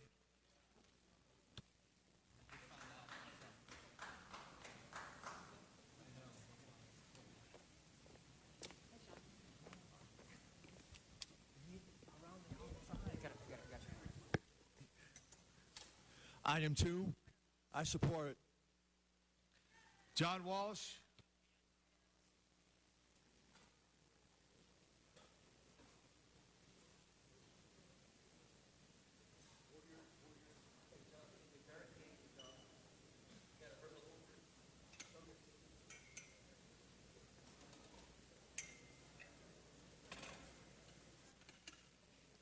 John Walsh, blogging at HollywoodHighlands.org, or J. Walsh Confidential, tweeting at Hollywood Dems. This concerns another liquor license, sale of alcoholic beverages. You get drunk, you get in your car, you hit someone, you kill them, you run away, and the city council comes up here and offers a $50,000 reward and exploits the family the way you just did. It was disgusting the way you exploited this previous family. And where is this? We need a 100% freeze on liquor licenses. This is the hit-and-run capital of the world. That's what Mr. Buscaino said. And what is the place where you're going to add another liquor license for the convenience of hit-and-run drivers? The bootleg theater. Despicable. Vomitous. The blood is on your hands. Herman, Mr. Herman.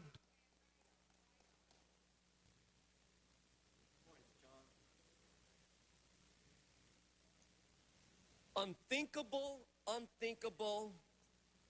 a magnitude of consumption for alcohol and abuse to the taxpayers. All of you here today.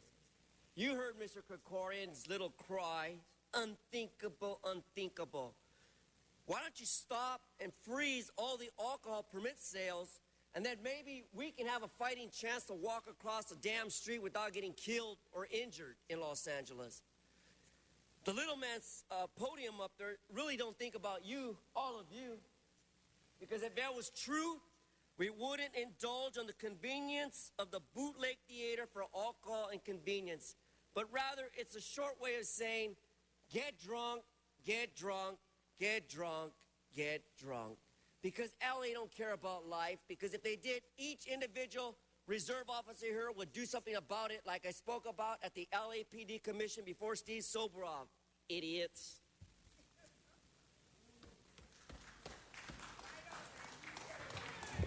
Mr. Spindler Wayne. All right, we'll find it one day.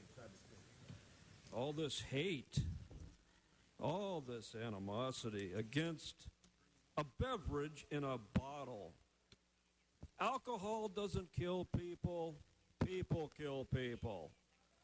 So, yes to this wonderful on-site liquor license, but make it for 24 hours a day, not at 2 a.m. It's a legal product. Why are we restricting this to 2 a.m.? It should be 24/7. Come in and get booze at 4 a.m., 6 a.m. before you come to work. Some of our city councilmen have been rumored to do the same. Join all of the alcoholics that run the city. Yes, to the bootleg theater performance on one condition: they can no longer be a bootleg if they're legal. So they're going to have to change their name to the Legal Liquor Theater Performance Venue. Thank you. Mr. Adams, Jason Adams, no applause.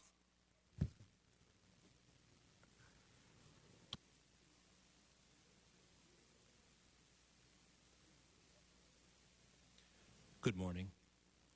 Morning. My name's Jason Adams, and with my wife, I am the owner-operator of the Bootleg Theater. No applause, no applause. Go ahead, sir. Bootleg Theater has been operating for 15 years now as an art center in a low-income neighborhood where no other venues of its kind currently exist. In 1999, we purchased the premises to open a performing arts center, which was first called the Evidence Room. In 2006, we restructured and rechristened the space Bootleg Theater. Over the past 15 years, we have produced or co-produced over 150 productions, over 1,700 nights of music, created a youth theater program called Ramp Art, and collaborated with many nonprofits including OLA, the Heart Project, Homeboy Industries, Coach Art, and Cornerstone, among others. Thanks to citywide and national publicity and support from such outlets as KCRW, the LA Times, the LA Weekly, and national publications such as Condé Nast Traveler and American Theater, the Bootleg Theater brings people to the neighborhood that would otherwise not come. This serves multiple purposes for the adjacent community. One, demystifying an area of the city which is unknown to people from the West Side, Orange County, and the Valleys. Two, creating a meeting place in the community where adults can come for an evening of live performance, theater, music, dance, readings, and film without having to travel miles and miles to enjoy culture. And three, validating that the Bootleg believes in and will struggle to achieve diversity at every level. In 2007, we began selling beer and wine to our patrons after receiving our CUP and ABC license, and have operated without incident. The response from our old and new audience has been enthusiastic and has provided a much-needed revenue stream to keep our Performance Arts Center alive. Thank you, Mr. No applause. You're disrupting the meeting. Thank you. Now let's prepare to vote. That ends the public comment. Let's prepare to vote on this item. Let us open the roll, close the roll, tabulate the vote. 14 ayes. Okay, let's move on. We'll do item 23. Sean Murphy, item 23.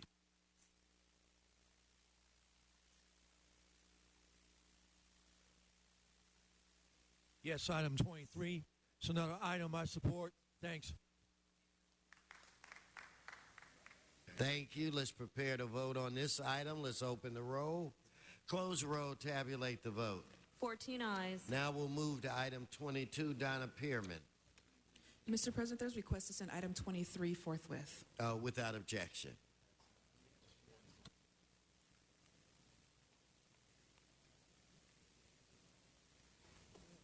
Oh, yeah, that's about Canoga Park.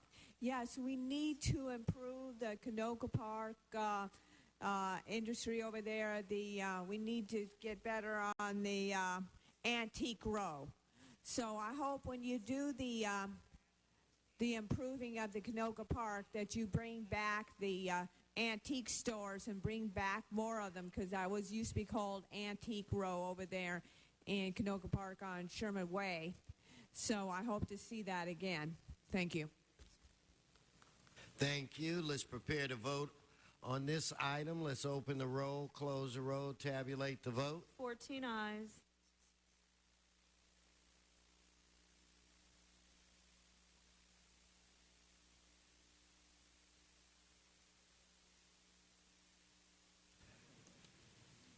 Item 28, Mr. Murphy.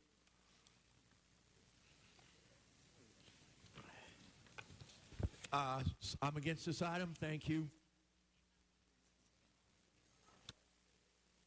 Let's prepare to vote. Let's open the roll, close the roll, tabulate the vote. 14 ayes. Okay, so we're going to now move into, for a little while, general public comment, and then we'll go back to the agenda. I'm going to take some of these general public comment cards. Is there an Elena Pop, Alex Nagy, and Gilda Valdez? No applause, no applause. Please come forward and identify yourself. Good morning. My name is Elena Pop, and I am a housing rights attorney, and I'm one of the 15 women that is fasting. I'm fasting because I'm tired of representing salt-of-the-earth workers who are forced to choose between feeding their children and paying the rent, and therefore find themselves in eviction. I'm tired of losing affordable rent-controlled units in Los Angeles for that very same reason. We don't need a study. 48% of Los Angeles wage earners earn less than $15 per hour. 70% of them are women. Half of those are single moms.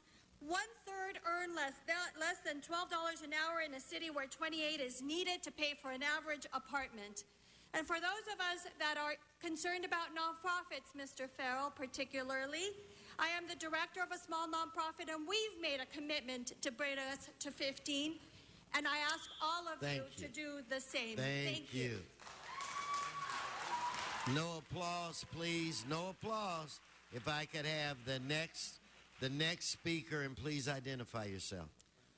Good morning. My name is Alexandra Nagy, and I'm an organizer with Food and Water Watch, and this is all of our 6-day fasting. I'm fasting for 15 because access to healthy food and clean water is tied directly to access to a living wage. At Food and Water Watch, we fight the corporate takeover of our democracy and our economies and the corporate control of our food and water systems. We fight food insecurity via work on the National SNAP program, which is a lifeline for workers making poverty wages. LA County leads the nation in food insecurity, which is just a fancy way of saying LA County has the highest rates of hunger. The workers in this great city, especially the food workers, pad the pockets and feed the greed of the CEOs of McDonald's and Walmart, but ironically don't have enough money in their pockets to feed their families. We are fasting to highlight this injustice and to demand nothing less than 15. We need to end poverty wages now. Ms. Valdez, please come forward. Good morning. My name is Gilda Valdez. I'm the Chief of Staff for SEIU Local 721, but I am also the President of Fast Food Workers in Los Angeles and the Fight for 15. I think you know that we've been fasting at your doorstep now. This is day number 6, and we're not going to go away. Bottom line is we've been talking about raising the wage in Los Angeles. We can't wait any longer. We have a movement in this country and around the globe to fight for $15. The income inequality keeps growing. And as far as we're concerned, we can't wait 5 years to get to $15 an hour. We need it now. Martha Sanchez, please come forward. My name is Martha Sanchez with ACE, and I'm fasting for 15. I grew up watching my mom fasting because she couldn't earn enough money to feed us. I was so hungry that I ate my pencils, erasers, and paper at school because I never had a breakfast at home. The only reason I have a roof over my head, it is because we are 3 families sharing the same house together. Yes, we are 19 people living in the same house. My husband earns $30 per hour, and my brothers 9 and 10, and we can barely afford to pay the bills every single month. If we could get a chance to earn $50 each, I know that everyone in my family will be able to afford their own space to live. If you think that what I'm doing is too drastic, it is because you don't know that thousands of families have been forced to fast themselves because they don't have enough income to thrive. Thank you. No, thank you. Angie Godoy. Angie Godoy, please. Hi, good morning. My name is Angie Godoy. My friend here, who is also fasting, TJ Michaels, will be speaking, and she'll be my voice if I choke. I work at McDonald's on 7th and Alameda. I make $9 an hour. All my money goes towards helping my mom and pay the bills to just have a roof over my head with my siblings. I am fasting because I am 19 years old and I should have my life ahead of me, but I'm struggling. I want to go to college, but I can't because that's another bill. How am I going to pay for that if I don't have money? So now I sometimes think to myself, like most of our politicians think about who owns the restaurant and they give credit to who owns the restaurant, but it shouldn't be like that.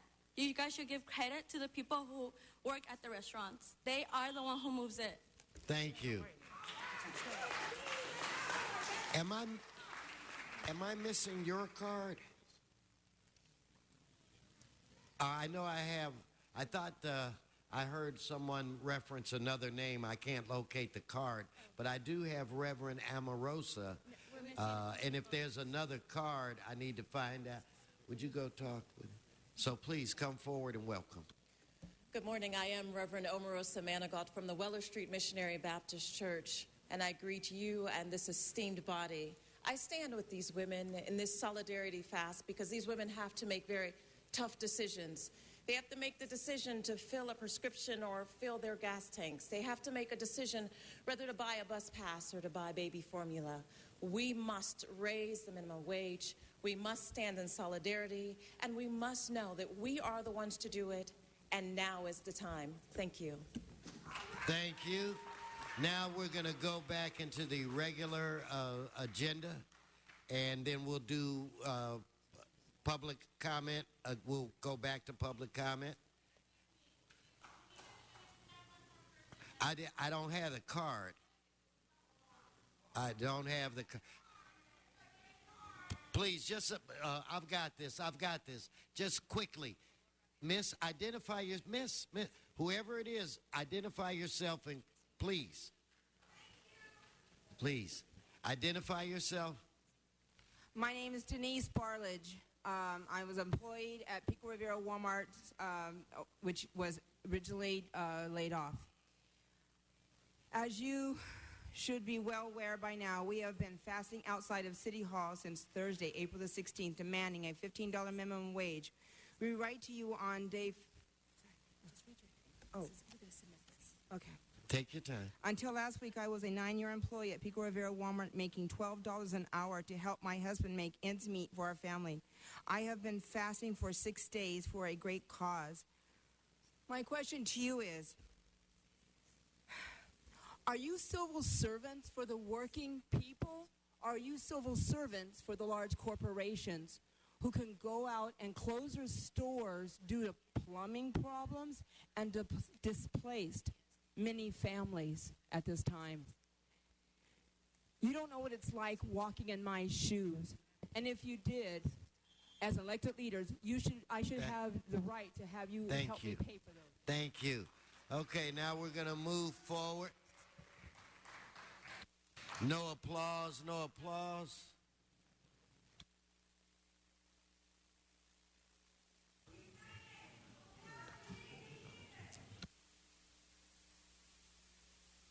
Item 14. Mr. Walsh, item 14. John Walsh.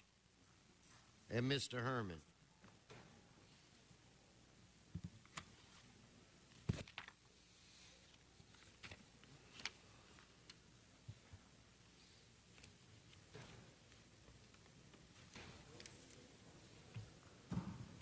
Mr. Herman? You're right after Mr. Walsh. Mr. Walsh, floor is yours. John Walsh, blogging at HollywoodHighlands.org, or J. Walsh Confidential. This is a reappointment of Mr. Otto Padron to the Los Angeles Convention and Tourism Development Commission. Remember, they are the people who brought us the farmer's field. And the fools, the corporation spent $40 million on farmer's field. And it never happened. It was a fantasy. It was a fantasy of Mr. Otto Padron. I want to speak to everybody out there, worldwide investors. You want to lose your money, come here. The city council and the LA Times will tell you that they're going to build you and they're going to subsidize a field, and you will waste $40 million as a Canadian firm did. It is insane. Reappoint him. He's a fool. HollywoodHighlands.org. Mr. Herman. Mr. Speaker, our special guests in the back, all the children want to know why the Convention Center and Tourism Development Commissioners have not developed our safety in regards to being around the Convention Center. You lost a football team because of your greediness to taxes per seat. So I warn all you tourists, stay away from Los Angeles if you're trying to tour here. You're not safe because the short man on the podium there does not listen to me or you. All of you. He does not listen. So that's the reason why we do not have a football team. No, that's not on the subject. Stay on the subject. Well, it does say Otto Pardon for the Board of Los Angeles Convention and Tourism Development Commissioners. And you know what? I'm just going to hold my time to 1 minute because you don't even listen. I wore my big ears like Englander, and he's not even there to listen. So keep your 4 seconds. Bye. All right, let's prepare to vote. No applause. You're disrupting the meeting. Let's prepare to vote on this item. Let us open the roll, close the roll, tabulate the vote. 14 ayes. Now moving to item 19. Ms. Pearman. And if we could find out where these young people have come from, so we want to introduce them. So if I could get Donna Pearman and Sean Murphy, come forward. Isn't that nice? I never heard of Reseda near Sunset. Must be in a ritzy area. What exactly are you going to do there? What does it cost? And is it necessary? Meanwhile, the Valley has no representation. We need video conferencing in Van Nuys. Stay on the item. I just, if you're going to go on Reseda and Sunset, which I really don't believe needs anything there, then we can bring out video conferencing. Thank you. Thank you. Your time has expired. Mr. Murphy. I'd rather be called Sean, and I'm against this item. And I'm glad the kids are here. I got kids who are fans. Good. Thank you.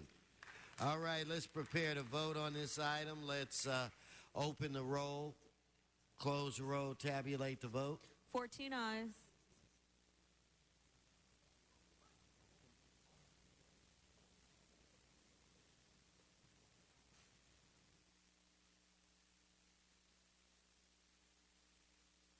Okay, Mr. Fuentes, you want to take up item 8? It's going to take a little while, so I don't know if you wanted to facilitate the introduction of the Mighty Valiants from St. Genevieve. They belong to Ms. Martinez, but my daughter let's attends that introduce. school. Let's introduce them first. Are you waiting for them? Okay. No, you want maybe since your daughter is. No, but they're in Miss Martinez's. Why don't we have you both say something? You go first. We weren't quite ready, but welcome to City Hall. These are the elementary school students from St. Genevieve's in Panorama City. Yeah. Welcome to City Hall. I was hoping to get your teachers' names. That's what we were waiting for. Can the teachers please stand? Thank you very much. Yeah, get them out. One more time. Can I get the teachers to stand up? Thank you very much. And You're bring not me a the teacher. students of Sit St. down. Genevieve's from Panorama City, and welcome to City Hall. Let's give them another round of applause. Kids, stand up. Let's stand up and look at yourself. Look at yourselves on television here. welcome to your City Hall. Now we'll take up item 8, Mr. Fuentes. If I can have the Department of Water and Power staff come up. But as they're coming up, I wanted to recognize St. Genevieve under the direction of Mr. Horn, their fantastic principal. They are a national school of character, ladies and gentlemen. It is a fantastic school in Panorama City. I'm absolutely envious that Ms. Martinez has them in their district, but I wanted to give them a round of applause. And everybody say hi to Ileana when you get back to your school. She's my daughter. With that, let's go ahead and take up item 8. Colleagues, this is a very important matter that we're bringing before you for informational purposes. The city of Los Angeles' biggest strength in many ways is its ability to generate electricity and deliver water. And that makes it so that from time to time we have to make sure that we are performing on all cylinders. And many of you can attest to the fact that in the news there's a lot of concern about the management of the utility. So I felt that it was important that we bring the utility here today to give us something that we have asked for now, at least when I took office and has been asked for before, a benchmarking study. It gives us a sense to us where the utility is with respect to its nearest neighbors in terms of utilities in the world, both investor-owned and municipally owned. So let's go ahead and see where we are and where we need to improve. Thank you. My name is Jeff Peltola. I'm the Director of Corporate Performance for DWP, and I'm going to walk through the benchmarking analysis due to time constraints. I'll jump around a little bit, but certainly I can go to any of the pages. If we look at page 2, just the background on this, again, as the council member stated, this benchmarking study has been requested on a number of forums, especially City Council put out a motion as part of the 2012 rate action. One of the items was that we were to perform a benchmarking study. This is the first of a 3-phase benchmarking effort. If you look on the graphic, the yellow is phase 1, where we're, if you will, peeling the onion 2 layers, looking at our overall costs, looking at some of the some functional costs as well. This is based on fiscal year 12-13, and as we look at each one of these things, first quartile will be the lowest financial, the best, the lowest financial. Fourth quartile would be the highest financial. What you're really looking for is second quartile to be in the median. Sometimes if you're in the first quartile, you may want to spend more money, and we'll see that. If we jump to page 6, as we have talked about numerous times, our rates are the lowest in the 3 investor-owned utilities in California. They have similar environmental regulations, weather patterns, and if you look at our residential, our A1 small commercial, our A2 medium commercial, and an A3, we are the lowest compared to all the investor-owned utilities. Edison, as you can see, is getting close on A2 and A3. However, if you go to page 7 on national electricity rates, and this is where we're comparing against a peer set, and each one of these you'll see on the left-hand side, large utility companies. That's about 36 utilities with more than 1 million customers. DWP has about 1.5 million customers. And the second peer set is the Western region, 26 different utilities that have more than 100,000 customers. So when you look at our residential electricity rates, you can see we're at the bottom of the 3rd quartile against the large utility companies in the Western region. We're in the 4th quartile. And then across on commercial industrial, we're in the 4th quartile. There's a couple of reasons for this. One, first is our weather. Our weather is a lot more mild than what you'll see in some of the other areas. For example, if you look at Phoenix, they turn their air conditioner on sometime probably in May and turn it off somewhere in November, so they use a lot more electricity, so that KWH number is higher. Additionally, California certainly is the environmental leader. That tends to drive costs up. So with the energy efficiency, one good thing is our customers on average compared to the national median use 30% less energy than the national median. If we go to the next page, total O&M costs. So our O&M cost is made roughly 70 to 75% of labor costs. So if you could only pick one financial metric, this would be the key financial metric that you would look at. And as you can see, against both the national large utility companies in the Western region, we're right near the median. So this is a good number, and it shows that relative to the other peer set, our costs are pretty much in line with what the median is. Page 9 shows the overall O&M. So we looked on the top there. You see what we just went over was the total. However, we broke this into the different sub-functional groups. Generation, which would be the power plants, all the different power plants that we have. Transmission, the large power lines you see when you're going to driving to Las Vegas. You see those large power lines, that's transmission. In fact, those generally are our transmission lines. Distribution, that will be what you'll see in each one of your council districts, the poles, the cross arms, the transformers, those various things. And then customer service O&M. Obviously, there's been a lot of discussion surrounding that. You can see from a cost perspective, we're first quartile. However, I'll talk about a little about that in a couple of slides here, what that's done. And then A&G, we'll also talk about that, but that has a lot to do with centralizing the pension costs. A lot of that through the last MOU that was implemented recently will be addressed on an ongoing basis with the Tier 2 pension as well as the no COLAs for 3 years. So if we go to page 12, the distribution O&M. So this is, again, poles, transformers, all the things you'll see in the neighborhoods. Our O&M is fourth quartile. Much of this is driven by older infrastructure due to low capital spending. We have some benchmarks that we'll show you in a couple of slides that shows our capital spending and distribution is below where it should be. The high O&M does favorably impact reliability as you spend more money on that, and I'll show you the reliability. Our reliability is very good compared to the peer sets, and that's certainly someplace where you do want to be first quartile. We will need to evaluate this more as we go into phases 2 and 3, looking at the staffing levels, looking at the what is best practice in phase 3. If we go to page 13, customer service. Again, this looks good from a cost perspective. It's low cost compared to the mostly investor-owned utility peer set. However, I'll show you a comparison on the water side, as well as we've looked at the American Public Power, and our costs are higher when you compare against mostly municipally owned. We're third quartile when we do that against the publicly owned utilities. I won't go to it, but it's page 55 in the presentation that you have. Publicly owned utilities tend to focus more of the resources on the distribution rather than customer service. Next page, on page 14, is the A&G costs. So to be in line with how the investor-owned utilities do this comparison, they put all of their pension and benefits in the A&G O&M, in the administrative and general. So when we do that, we're fourth quartile. Again, this body approved a new MOU that is going to help us substantially on this. It will come in slowly, but we have 40% of our employees in the next 5 years eligible to retire. So when they retire, we will then have those new employees come in on the lower tier. We also have the no COLAs, which this will also benefit. Go to page 16. So distribution capital spending, this is what I was referring to earlier.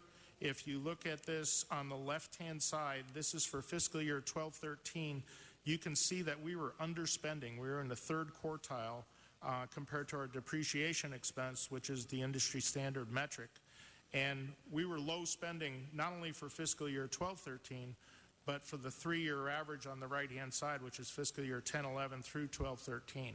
So this tells us we're not spending enough money. This is something we will be coming back to and we're looking at as part of our power reliability program to up the infrastructure spending, not only obviously on power, but also water as well. We've had some high-profile events that also lead to that. Page 17 is our SAFE and SAIDI. These are the national panels for reliability. You can see we favorably compare here. We're in first quartile and just on the top of second quartile. So this is very good. Basically, that 0.45 on the frequency means that our customers go on average 2 years without an outage. If we go to page 19, so page 19 is transmission and distribution losses. So this is one place where we see some differences on how we operate the system, as well as some places where we can look at and do some work to improve our metrics. On the left-hand side is the total losses. So our total losses are 13.1%. What that means is the amount of energy we generate to the amount that we collect from a customer, there's a 13% difference. Now, roughly 8.5% to 9% of that is explainable because we get 40% of our power from IPP in Utah, 10% of our power from Palo Verde in Arizona, and 10% of Navajo power, which also comes from Arizona. So that 60% of our power come from the other side of Las Vegas. That's the transmission losses. However, when we break it down further, you look in the distribution losses on the right-hand side, the 4.6, that's still too high. And we are getting a contract to go after and look for those losses and to identify how we can get those losses, as we call them, non-technical line losses, such as non-billed customers, fraud, energy theft, those sort of things, and we're in process of doing that right now. If we go to the next page, on page 20 is financial statement ratios. So on the left-hand side is net income per revenue dollar. So this is how much money do we have left over after all of our costs, all of our operating costs, our debt service costs. So while it's in the fourth quartile, that's where you want to be because it indicates our rates are not too high given our costs. So we're in the bottom. We're basically 4.3% of our revenue is left over after we pay all of the expenses, including everything that the power utility pays. On the right-hand side is uncollectible accounts. So uncollectible, it's important to look at this. This is where it's bad debt, essentially. Our customers are not going to pay these expenses. And this was 0.7%, and this was in fiscal year 12-13. In fiscal year 13-14, that went to 1.7%, and that's what we're now trying to work down our AR so that we can keep this at a reasonable level. The median that you see essentially is 0.3% for the utilities, and that's something that, again, we have a contract. The RFP is on the street now that we're going to work on the policies and procedures, among other things, to attack this and get this back to the roughly 0.3%. If we go to page 22 to go on water, and page 22, again, you can see our rates are very competitive, really, with only Pasadena being below us in this comparison across typical residential, high-use, single-family, and commercial. Our rates are competitive on the water side, even during this year where we had high purchased water expense. Page 23 shows on a national comparison, large utility, and by the way, all of the water comparisons are American Water Works Association, mostly municipal organizations. But you can see on the left-hand side on the national comparison, we're in fourth quartile. That's a couple of things. One, on a national level, most water utilities do not have to import their water. And secondly, the customers will not use as much water as you will in the western United States because they don't irrigate their lawns because they get it from rain. On the right-hand side is the western region. Again, a better comparison, closer. You can see that we're in the third quartile for that. And we do have, again, importing the water, which I'll talk about in the next slide. On the next slide, page 24, this is our O&M cost per customer. Again, probably the most important thing that we can look at from a financial perspective. And you can see we're third quartile for both large utility companies in the western region. This includes $56 million that we have for the LA Aqueduct O&M costs. So if we take that out, it would improve one quartile to be in the second quartile. Both of these are fairly good results for the O&M cost per customer. You see similar results in the O&M cost per million gallons distributed as well. Page 25, and this is a comparison where we looked at on the power side, we were first quartile for customer service, low cost. However, against American Water Works, where you have a comparison that goes against mostly municipally owned, you can see we're fourth quartile. So it reflects a difference in philosophy between how municipal organizations operate, which tend to spend less on customer service, versus investor-owns, which will tend to spend more on customer service and maybe less on the distribution side. Skipping to page 27, real losses, very similar. Not a bad result for the water. We're at 3.5%. You can see how that compares against the national panel in the western region, both in the second and third quartile. And on page 28, the reliability metric is for unplanned service disruptions per customer, and you can see we're second quartile on that. That's a favorable result. shows that we're near the median, so our water system overall for fiscal year 12-13 was fairly reliable. Going to page 30, just next steps that we will be taking. Following, we're going out and doing a citywide stakeholder outreach. We've done presentations already to the Energy Environment Committee. We've done it to the board. We're in the process of going to neighborhood councils. We'll be going out to discuss and solicit feedback on where we want to go in the more in-depth study when we start peeling the onions in phase 2 of the benchmarking study. But immediately, we're retaining a third-party consultant to assist us with energy losses. We're retaining a third-party consultant to help us with uncollectibles or bad debt. Distribution O&M, that's going to be a focus of where we go with the next phase, as well as customer service. Somewhere in the middle of what you see, investor-owned utilities probably spend too much on customer service. We're not spending enough. We got to do something in the middle of that. And then A&G, we got to continue to follow that. And the schedule for that is shown on page 31. Happy to entertain any questions. I realize that was at a fever pace.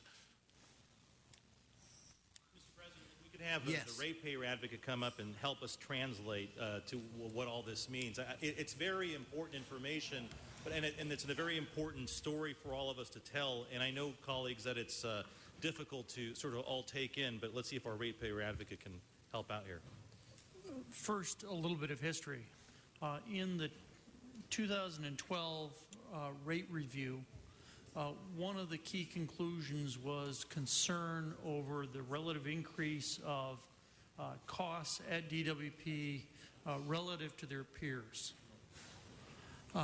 And we encouraged this benchmarking effort so we could identify some of the differences and so we could make sure we maintain that position of at least best among the larger California utilities. The only utility that's better is another publicly owned entity, and that's SMUD, or Sacramento Municipal Utility District. So we encourage DWP to do this directly because benchmarking studies are best done when they're self-assessments, and the utility takes the lessons to heart and believes their own numbers. This is the first stage. The next stage is a more in-depth assessment of the key areas that Mr. Peltola has identified, and DWP has involved us thoroughly in the evolution and preparation of these studies. Thank you, Mr. Pickle. And colleagues, I think the important thing here to take away, there's a couple of things. That this is just the beginning of a conversation of us being introspective and looking at what it is that the utility does and how it does it relative to other utilities in the state, but equally important to other utilities across the country. And the reason that's important is because as we're designing the utility to serve all of the ratepayers, we've got to do it in a way that's informed, and we have to understand what's working and what's not. So here's the good news. Our rates, by and large, with the exception of Pasadena as it relates to water, amongst the best rates in the state of California. That is a story that is often not told. In fact, many of you, I'm sure when you're out in the community, hear the exact opposite. A lot of concern and a lot of misperception as to what it is that they're actually paying for. Our rates, with the exception of water in the city of Pasadena, are better than anybody else's in the state of California. That's very good news. We also have tremendously high levels of reliability. Despite what it is that we see in the news and hear about from our neighbors, our reliability is on par, if not better, than anywhere else in the state of California. We do have some challenges, though. We do not spend as much money as we need to on the operation and maintenance of the system. We do not spend as much as we probably need to for customer service. We do not spend enough in trying to investigate how it is that we can collect receivables, that means bills that are due to us, and prevent losses to the system. So that's not bad news per se. It just gives us the ability to really hone in on what it is that this utility can do, must do for the ratepayers. Now, you have to shroud all of that in the context that we're living in right now. When we all, I should say most of us, came into office, We were dealing with audits of the trust funds. We're dealing with a state audit with the botched billing rollout. We're dealing with litigation and class action suits against the city of Los Angeles on many different grounds at the utility. We're dealing with the losses in the account receivables. All of that has to be calculated so that we can understand truthfully what is the revenue requirements of the utility. Only then do I think that we can back into trying to get to the recommendations that Phase 3 is going to give us, and only then will we be able to have an informed conversation on the revenue needs for the utility. So this is really good news. It's something that's a long time coming. It's something that's important for us to herald when we're out in the community about how important this utility is. And it's also important for all of us to make sure that we keep the utility accountable to the ratepayers. So for that, Mr. Peltola and Dr. Pickle, I want to thank you for the information we'll receive after we vote on this and file this. But it is the beginning of a conversation that is critical to the economy of Los Angeles. It's reliable water, it's reliable energy, it's a cornerstone of our economy, and I thank you, Mr. President, for the ability to make the presentation today. Thank you. Mr. Labange? Thank you very much, Mr. Fuentes. Thank you as chairman of the Energy and Environment Committee and all the work that's done here. I think you made a very good point in closing about the community outreach that's necessary and the need that we have to support them to make sure they get the right people out to listen to the community and tell the story. It's a tremendous history, Los Angeles. It's all based on water and power. And it's all based on the ability of this city to grow. And without water, we don't live. And this city has lived with water. Now we've got a big challenge. I see Mr. Adams. If you could take the center table, Mr. Adams, I have a question for you as you go forward. But I would want to make a driving point on your open houses. I do remember time, members, and I think, Mr. Cedillo, you have a field office in Lincoln Heights. Is that at Highland Park? At Highland Park, where there used to be a field office at an old Water and Power building. Water and Power had buildings down on Crenshaw. They still have a building on Crenshaw, but they have buildings in Hollywood closed. Look at that aspect to get out, whether you could coexist in city halls, whether it's the Hollywood Municipal Building, the Van Nuys City Hall, West Valley, wherever, get out where the people are. Mr. Adams, you've read this report, you've looked at this report. We're in a water situation here. Tell me, I'm standing here, I'm one of 15. Desalinization, does it make sense for Los Angeles? It's not the cheapest option we have. We have a lot of options for water resources that we'll exercise before that. It could be a factor down the road, but right now there's a lot lower hanging fruit on the tree that we can pick first and meet our water supply. It could get dusty there, Mr. Adams. It could get dusty, and I'm going, and I don't want to get down that road, see it get dusty. So I'm going to ask Avak if you could get a motion for me to have them begin the process of looking. I know Carlsbad is coming on real soon, and also Santa Barbara, to look at that, see what we need, because we should have it in our plan. And recycled water is so important. I feel bad as I'm leaving is that I spend so much time on the river supply conduit and not fighting more for reclaimed water. And it's there. And you're doing things for reclaimed water. We are working with LA Sanitation to make sure we recycle every drop of water we can in the city, and that'll be the cheapest source, and then desal would follow that. And okay, but I want to ask you another question too on that. Simple. You guys, engineers, out there at the spreading basins, now known as the Headworks, now part of the Silver Lake replacement, your engineers years ago thought about check dams and actually pump water out, put it back through. Can we do that again, Mr. Adams? It's possible, yes. There are check dams in the river, and it's very possible. Okay, I'm going to check up on you, okay? Because I want to let you know it's there. That means that we put these dams across the river and bring the water out where it's needed. So it's so important. And Mr. Pickle, thank you for your fine service to Los Angeles. I appreciate that there's other eyes looking at this. I'm very proud of Water and Power. I'm very proud of the history, but we have to be out to the people because it seems that they question it. So the one thing I just wanted to say, here's the 1947 report for the whole city government. And here's the report for you. Take all the valuable words and break it down to one sheet that says exactly how the money is spent, where it's spent on infrastructure, and how it's divided. And then people, the more information is the more knowledge, and that gives you the power, that's half your name, to inform the people. Thank you so much. Thank you. Let us prepare to vote on this item. Let's open the roll, close the roll, tabulate the vote. 14 ayes.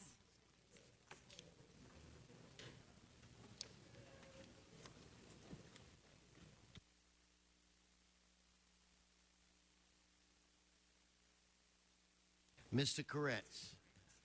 So I'd just like to ask that item 13 go forthwith, please. Without objection, we're going to item 17, called special by Mr. Walsh and Mr. Spindler, Wayne Spindler. Item 17.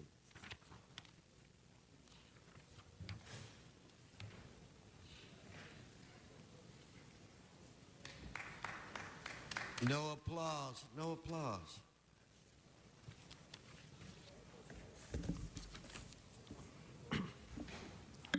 John Walsh, blogging at HollywoodHighlands.org. This concerns a BID district plan. I am all in favor of BID. I changed my whole opinion on this. Of course, across the street at Yucca and Argyle, we have an 8-story building totally run by gangsters. Take a look at it. It's on my website. They've got their signs up. They're in business, and they pay off the LAPD.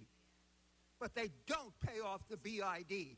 And when I went 6 months ago, the BID leaned on the LAPD, and we got those gangsters out. But they're now back in there. Stay away. There's a deal between the LAPD and the gangsters. And if I'm killed for saying this... He is not talking about this item. Stay on the subject. No, you're disrupting the meeting now. Please don't do it again. Mr. Wayne. Yes, assessment levied on the 12 Los Angeles Department of Water and Power properties within the district will not be paid from the general fund. So who's it going to be paid by? That leaves the ratepayers. Yes, thank you again to the ratepayers of the city of Los Angeles for not being able to pay for anything related to water and power, but everything else. Mr. Spindler. Yes. Make sure you stay on the subject. You're not close. Maybe you're looking at the wrong notes. 17. Okay.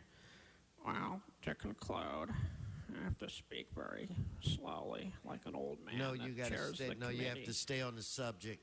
Arts District. The Arts District, we need art.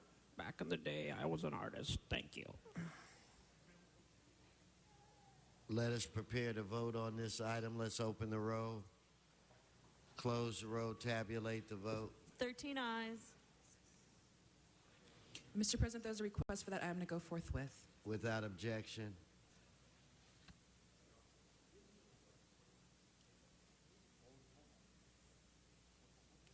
Item 25, I have cards on item 25.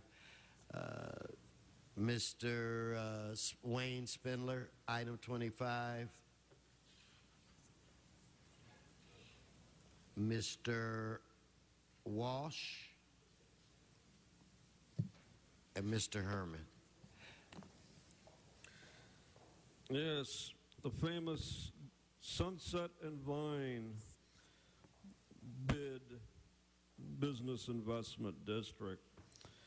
Well, what can I say about opening businesses in Los Angeles? For God's sakes, don't open a business here in Los Angeles. I mean, you'll be sorry. Everybody I talk to, I ask them, like on Sunset and Vine, should I open a business? No. And if I do open a business, say the magic words, campaign payoff. That's the only way you can run. You're not on the subject. You're not on the subject. It is. It's the truth. The only way you can have a business and have bids is if you pay off the city council and their surrogates. You're not on the subject. Thank you very much. The next speaker, Mr. Walsh. Stay on. No, you just stay on the subject. You guys can speak here 2 minutes. Go on, Mr. Walsh. John Walsh, blogging at HollywoodHighlands.org. I've lived adjacent to the Sunset and Vine BID in that neighborhood since 1976. When I moved here, you could eat off the street. This was a different world. and even Reagan was president then. But it was an excellent neighborhood, and now it's wild. It's out of control. Stay away from Sunset and Vine.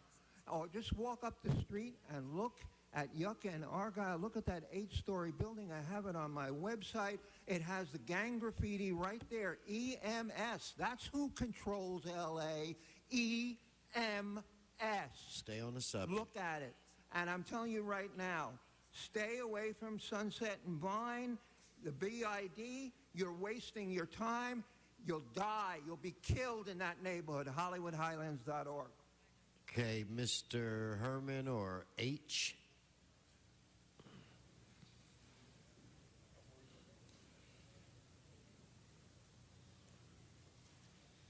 Wow, Angelinos.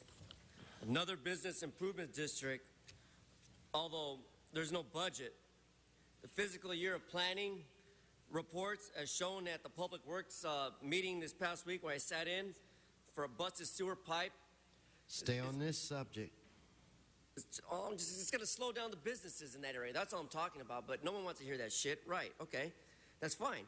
But I'm just pointing out that the Sunset and Vine fiscal year complies with the requirements of the state law, which it will probably not.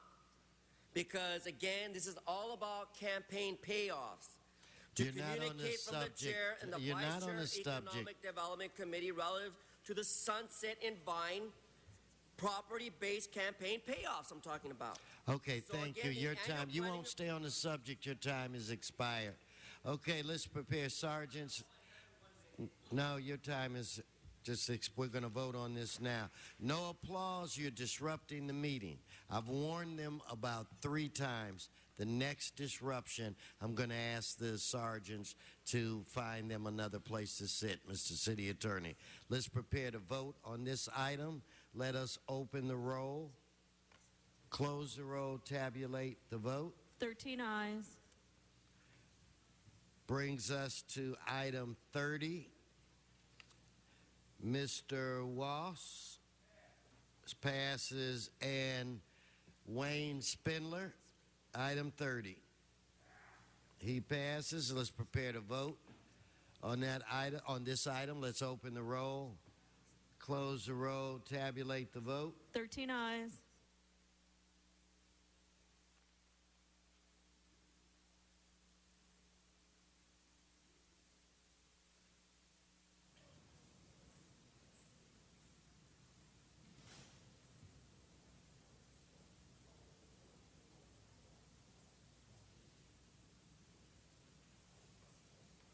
Okay, we're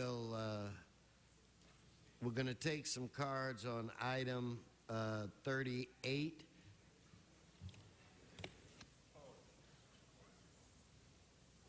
Do Donna Pearman, Mr. Spindler, Mr. Herman, Brian Barajas.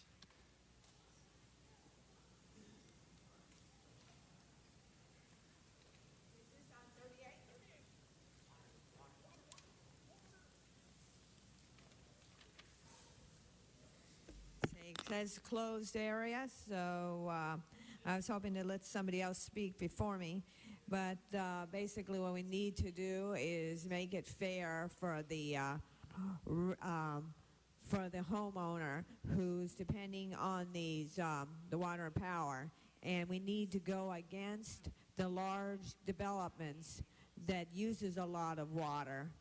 If we stop getting a whole lot of developments put up and where they use a lot of water, then we wouldn't have so much trouble stocking it over to the homeowners and the apartment owners who eventually will get their water and power bill. So, yeah, let's go after the big development, and let's stop developing lots of different areas so that we would have so that we make it fairer for the homeowner. Thank you. Wayne?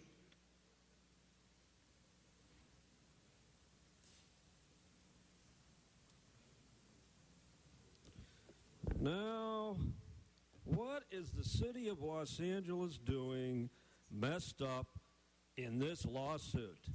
It's the San Diego Water Authority versus the Metropolitan Water District. You have nothing to do with it. Nothing. The city of Los Angeles has nothing to do with this. You send 4 criminals from your Department of Water and Power to serve on the board. And one of them is Paul Peppa Pig Koretz, sits on the panel, and they already considered all of this. San Diego Water, their water was stolen. They were overcharged, abused. Now, you're even trying to steal their football team. So you stole their water, now you're going to steal their football team. I will not have any of it. One day, God willing, when I can sell all my shit and leave this place, I may go to San Diego to get some water. Because there's not going to be any water left here in L.A. It's just going to all be stored away and sold to the farmers. You're selling the water to the farmers. You're not giving it to the consumers. The consumers are cutting their usage 20 to 40% already. You're stealing their water. That's why you want to involve yourself in this, because you're going to go and going to ask MWD, can you give me more water to steal? And they're going to go, no, because we don't have the water. So for God's sake, stay the hell out of San Diego's business. It's a great city, and they have a Republican mayor. You know why? Because most of the voters are still not on Prozac, and they're not alcoholics yet. So please, don't get involved in this. Let San Diego alone and let them get back their water. Thank you. All right, that Mr. Herman, and followed by Mr. Barajas. Nothing, and nothing to do with it. Again, the city of Los Angeles, your big noses and big ears, get it? Big ears, should not be involved in the San Diego Water Authority versus the Metropolitan Water District, ET. Because last week, when John Walsh and Mr. Spindler and I joined the Metropolitan Water District of Southern California, and Wayne was threatened to be thrown out, to remind you, no one wants to hear the peons like us say to all of you, foolish, foolish, foolish jobberishness to get involved to steal water. Again, if it wasn't for Mr. Koretz and boyfriend Dake, the mayor's boyfriend, at the Water Metropolitan meeting, we've never would have known this nothing but nothing to do with it business was going on. Shaky bullshit business of taking away from the taxpayers because all the big ears don't want to pay attention to the taxpayers who continue to tell you, stop messing with the water bills against DWP and pay us back for what you stole. That's your business, not the San Diego business. And to all you residents, you Republicans like myself, I say to you, keep up the good fight against the Democrats who F up the water in our districts. Stay on the subject. I'm talking about 510830 CFP 12/512466. This matter arises from the litigation filed by the San Diego County Water Authority against the dumbass Metropolitan Water District. Whatever. Stay out of it. Do nothing, you do nothing. Mr. Barajas. Boy. Well, I see two solutions to this. One, we all die because there's no water. Or two, we could produce the water and get rid of this stupid idea of suing each other. But it's not true. This problem, water fights, like I said, it's our choice. What are we going to choose? Are we going to live or are we going to die? Because the situation's going to get worse. The prices will be raised and the water will continue to diminish. So, in general public comment, our organization, LaRouche PAC, I'm going to provide a way out of this situation. But forget it.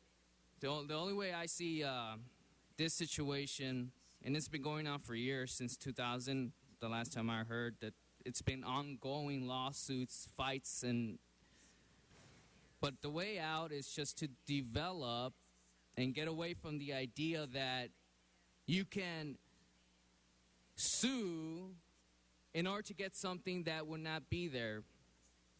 We're losing water, and we need to develop water. So I don't know why I don't know what's going on with the boards of these governments, that they can somehow deal with the issue by suing instead of collaborating with each other and getting in the problem that we are facing is nobody has been dealing with the issue of water development. And so if you want to solve it, don't sue, build.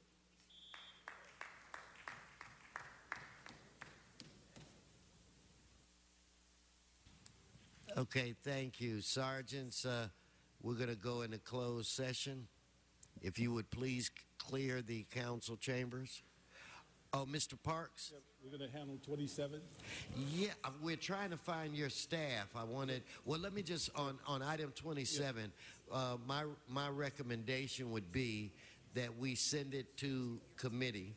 I've been getting some calls on it. I'm sure you have. I think most of it is people not knowing exactly what all of this does.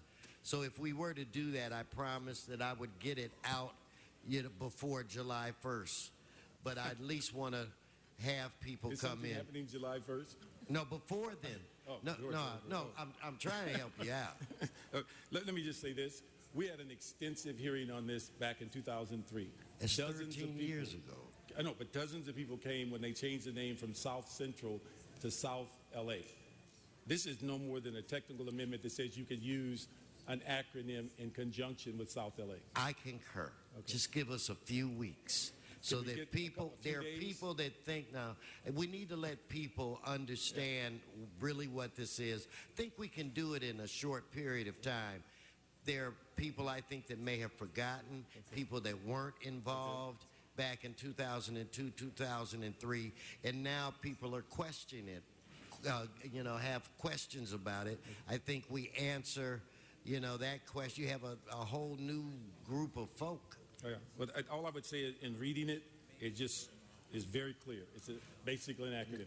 Let me ask you this. If we can get this back, when we say several weeks, it causes me concern that we may get beyond July 1st. No, I won't be here to vote but on what I'm telling you is that I don't have a problem. Okay. I just think that there should be some notification with the public. I'm giving you my word that I'll get it back here before you're gone. Well, whatever you want to do. Well, that's what I want to do right now. So we'll refer it to committee. It is education in neighborhoods. So now if we can clear the chambers.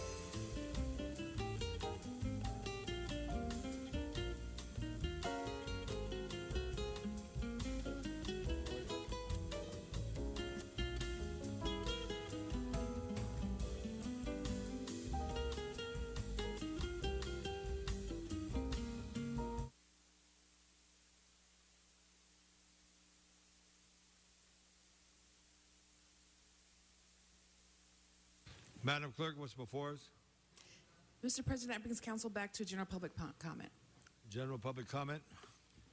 Sean Murphy, general public comment. Sean Murphy, come to the front.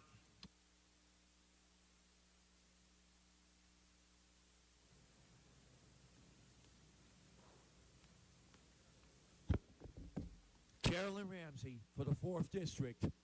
I'd like her to be the councilwoman for the 4th District. I got a suggestion. Do general public comment first before sending people outside. John Walsh.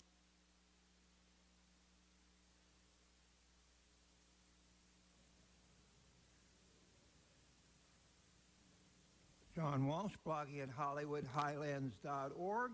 Again, the most important thing is to vote for David Ryu, RYU, if you're in that city council district, against Carolyn Ramsey, and that election is coming up in May. It is very important. Okay, they just had a survey of renters. This is the 9th worst city in America for renters. The only reason it's not number 1 is because during the Bradley years, they passed rent control. That could never happen now. But because of that, some of us long-term renters have reasonable rates. Hollywood is out of control. Now, unfortunately, Mr. Parks, I remember when you were a man and you stood up. Today you spread your cheeks for Herb. You ought to be ashamed of yourself. And I want to tell you right now, as far as HollywoodHighlands.org, visit it. Harriet Elliott.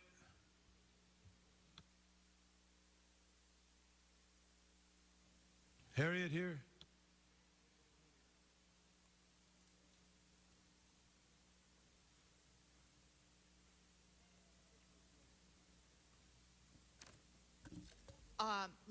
I'm using this to, anyway. Last time I spoke at the Van Nuys City Council meeting, I talked to the city attorney, and he turned his back on me. I don't want to get into anything negative, but what I need is I need to close my son's case. I don't know why you turned your back on me. I don't want to say, okay, well, I know you probably didn't do it meaningfully, but the main thing is, how do I get my son's case closed? And what I was told by my private investigator is that you guys do it right here. You make a resolution. I need that done. My son was worth it. He was chosen by his girlfriend's parents. They saw what an adorable kid he was. One time during junior high, he did have some run-ins. Anyway, 9 seconds for you to tell me how to get a resolution to close this case.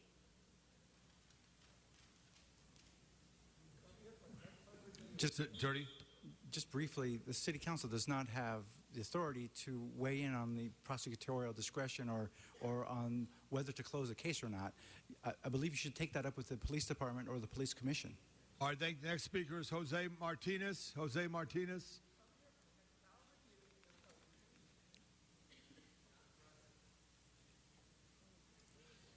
Mr. Martinez not here. Donna Perriman.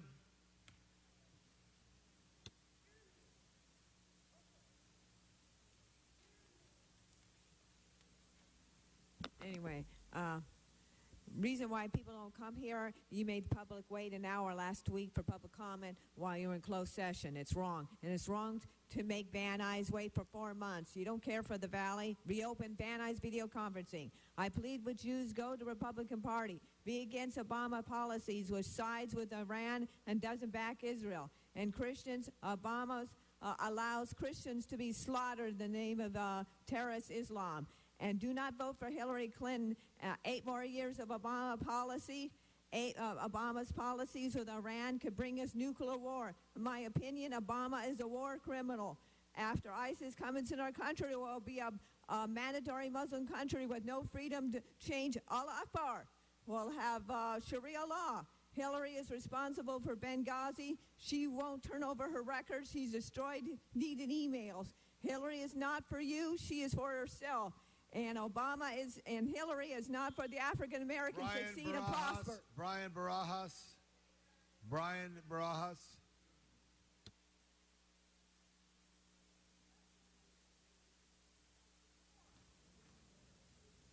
All right, so this is a town hall event over the internet titled National Town Hall Webcast on Western Water Crisis and the Nazi Occupation, Burn the Bushes and Let the Water Flow.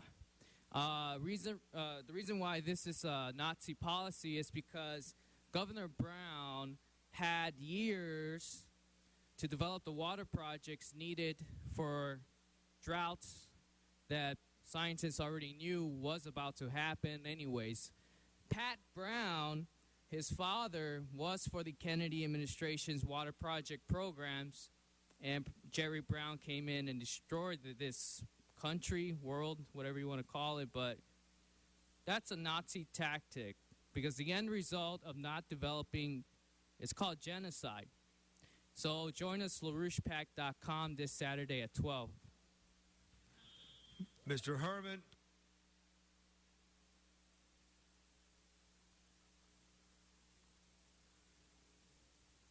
In regards to item number 2 this morning and item 26, the death, how alcohol abuse kills us. Prevenir enfermedades, informar de reportes de abuso, negligencia de alcohol abuse. Prevenir, reducir amenazas graves a la salud, a seguridad de calidad personal. Sí, con agencias o provisiones de la salida para las actividades autorizadas por ley de protector presidencial. Si hay leyes especiales que protegen algunos limpiados de información médica como servicios de salud mental, tratamiento y para informaciones por abuso de sustancia. In other words, stop giving out permits for alcohol license. You're killing American people. You are negligent and liable for the deaths of every hit-and-run person in the city of Los Angeles. All of you. Michelle De Vera.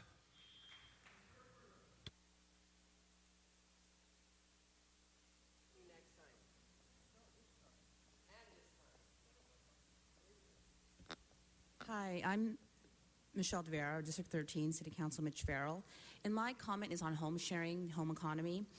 I think it's important to know that a lot of these people who are hosts that are home sharing do a lot for the parents, at least for my case it is. I started it to help my parents through supplemental income for their health, and it now is allowing me to expand, hopefully, a business in my profession, which is pastry. I'm a pastry chef, and it allows me to employ people that are truly passionate about what they do. It allows me to help my parents first and foremost, and it creates a sort of independence, a sort of entrepreneurship that most young people may not be inclined to do. And home sharing allows that freedom in which we can allow small businesses to really benefit from from home sharing. And I think it's important for people to know that it's not just strangers coming in and out, but it actually supports the economy. Is it Ren Bell or Ben Bell?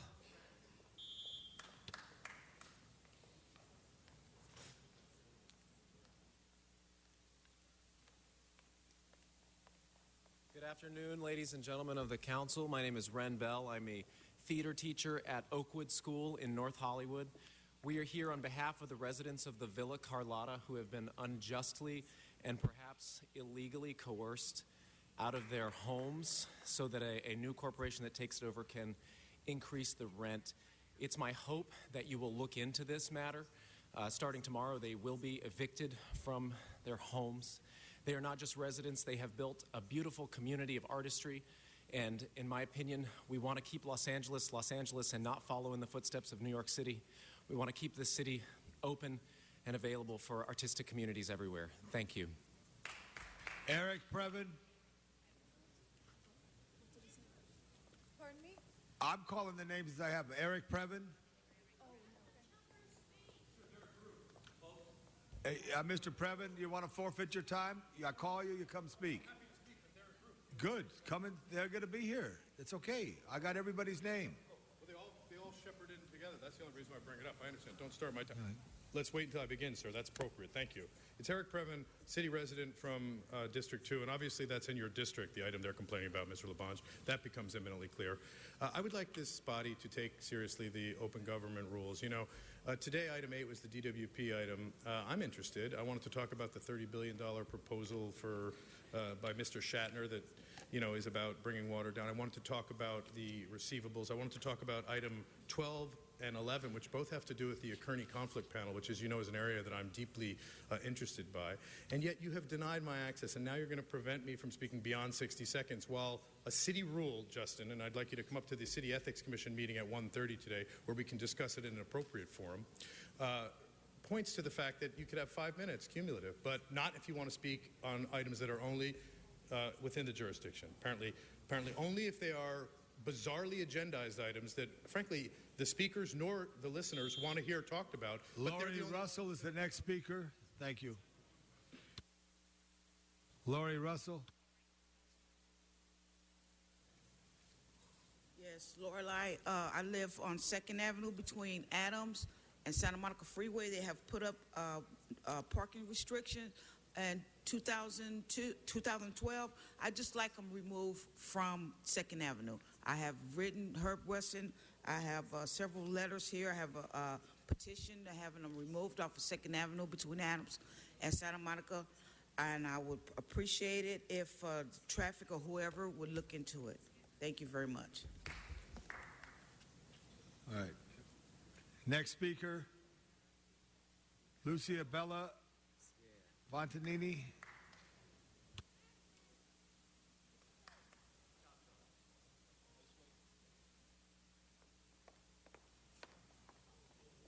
Hi, I'm Luca Bella Facinelli, and I'm also here to speak on behalf of the Villa Carlotta residents. I'm part of the Oakwood Theater Department at my school. We're doing a play called Hot L Baltimore. It's by Lanford Wilson, and it has the plot is that a bunch of residents are being kicked out of their homes.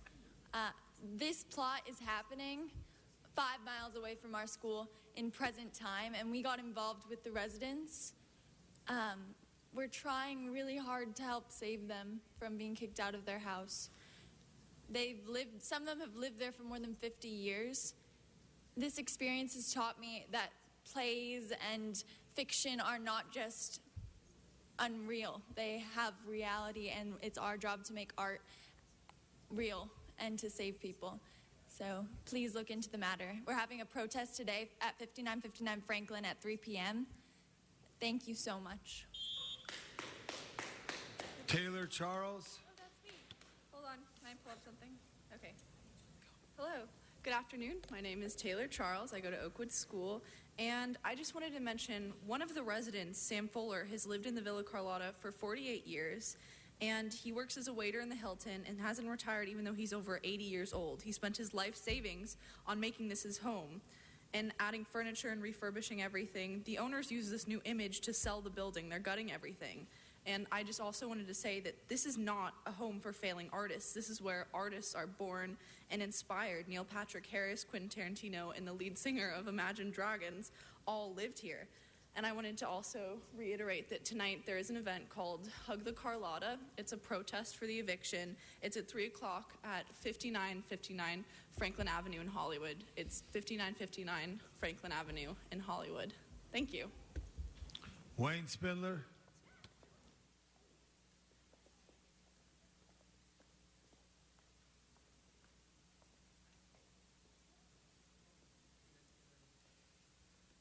Let the revolution begin. 5959 Franklin Avenue. Stop the evictions. But parks, you sold them out on number 27.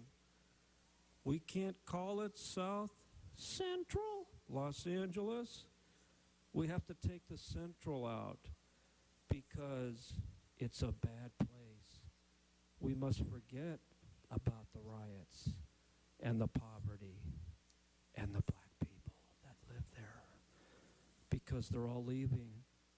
They're moving to San Bernardino.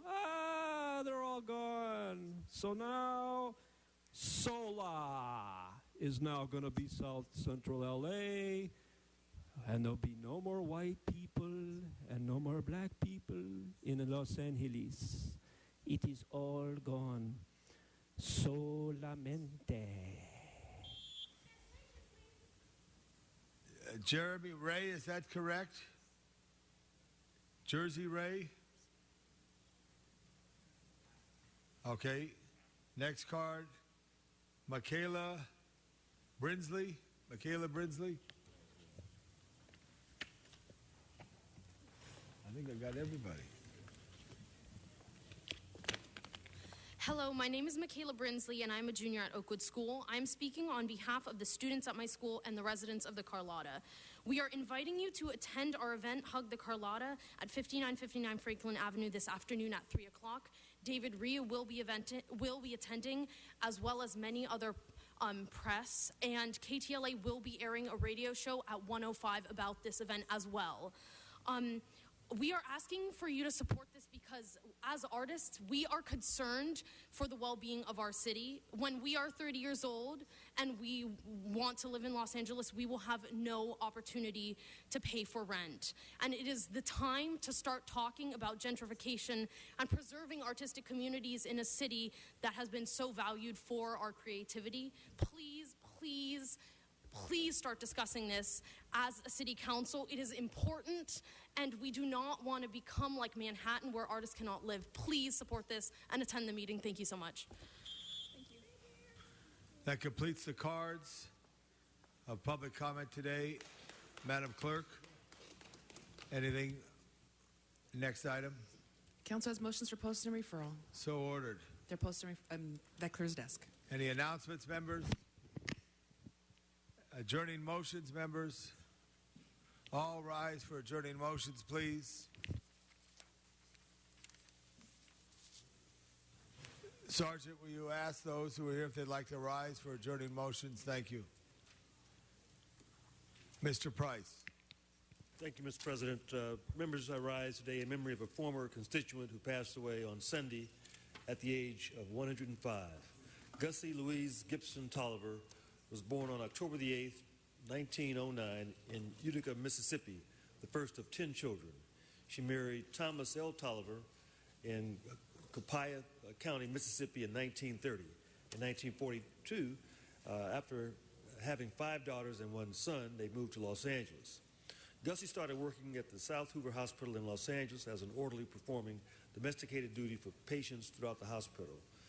Through hard work, Gussie and Thomas saved enough money to purchase their first home on Anzac Street in Los Angeles.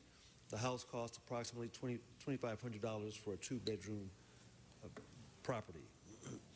She was the proud mother of 9 children, 25 grandchildren, and over 50 great-grandchildren. Gussie was truly blessed and highly esteemed by her family and friends. She led life to the fullest and will be sorely missed. Her services will be held Sunday, April the 26th, 3:30 p.m. at Hawthorne Adventist Church. May she rest in peace. Special life, special person. Mr. Parks. Thank you. I have 2 adjourning motions. I'd like to ask that we adjourn in memory of Alice Dora Talavera, who was born December 7th, 1941, and passed away Saturday, April 2nd, 2015, due to health complications. She's survived by her 4 children, Sharon, Dominic, Diane, and Charlene, 10 grandchildren, and a host of family members. Her funeral services were held Friday, April the 10th, at Angelo Mortuary in Van Nuys, California. Second one, I'd like to ask that we adjourn in memory of Martin Reiser, who was born September 1927, passed away Saturday, April 11th, 2015. He was born in Philadelphia in 1927. He's the son of an optician, received his undergrad and doctoral degrees from Temple University. During the Korean War, he served in the Air Force. He taught at Penn State, moving to California, worked at Camarillo State Hospital. He later was the president of the Los Angeles Institute of Society Psychoanalytic Studies. Martin Reiser was the first full-time staff psychologist for the Los Angeles Police Department and a pioneer in treating troubled officers, diffusing hostage situations using hypnosis to elicit information about crime. He was assigned by Chief Ed Davis and was to see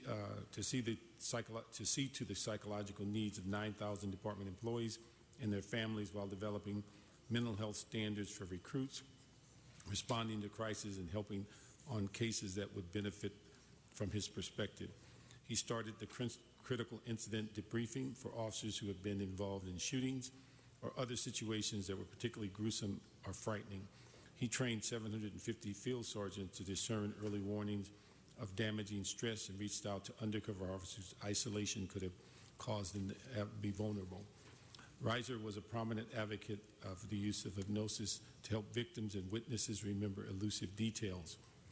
In 1976, he founded the Law Enforcement Hypnosis Institute, teaching more than 1,000 attorneys, judges, and detectives about this application. One of his greatest feats is that he's involved in eventually getting this science elevated to a board-certified specialty in 2010. He's survived by his family. Thank you.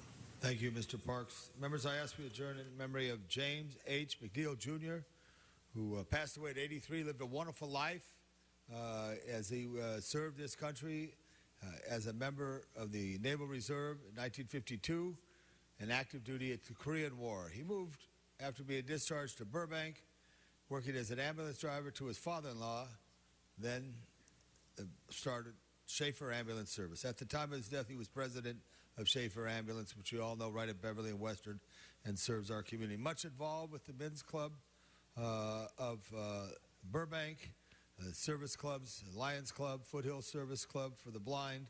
Much love, and he's survived by his wife of 53 years, Luella, his children Leslie, Marlene, Jimmy, and his sister Betty. May he rest in peace. Also, members, we all know in our districts there's always one or two, and this guy was number one, and Jerry the Barber, Jerry Caron, who was the barber on Larchmont, died at 76 years old, has a long and valiant fight with heart disease. But up until just a few years ago, you would walk down on the east side of Larchmont, and there would be Jerry in the barber's chair. And he'd always smile and then give a clip if you needed a clip. He was very much a hero to the Larchmont community for over 50 years, a barber. And he cut multiple generations of hair from young men to young boys all the way up to when they became grandfathers. He's a champion and much loved. He's survived by his wife, Diane, and his two sons, Chris and Doug. May Jerry Caron be remembered well. Members, this concludes today's meeting. Go ahead and serve the city well, and thank the clerks and the staff and the council for their assistance. This meeting is adjourned.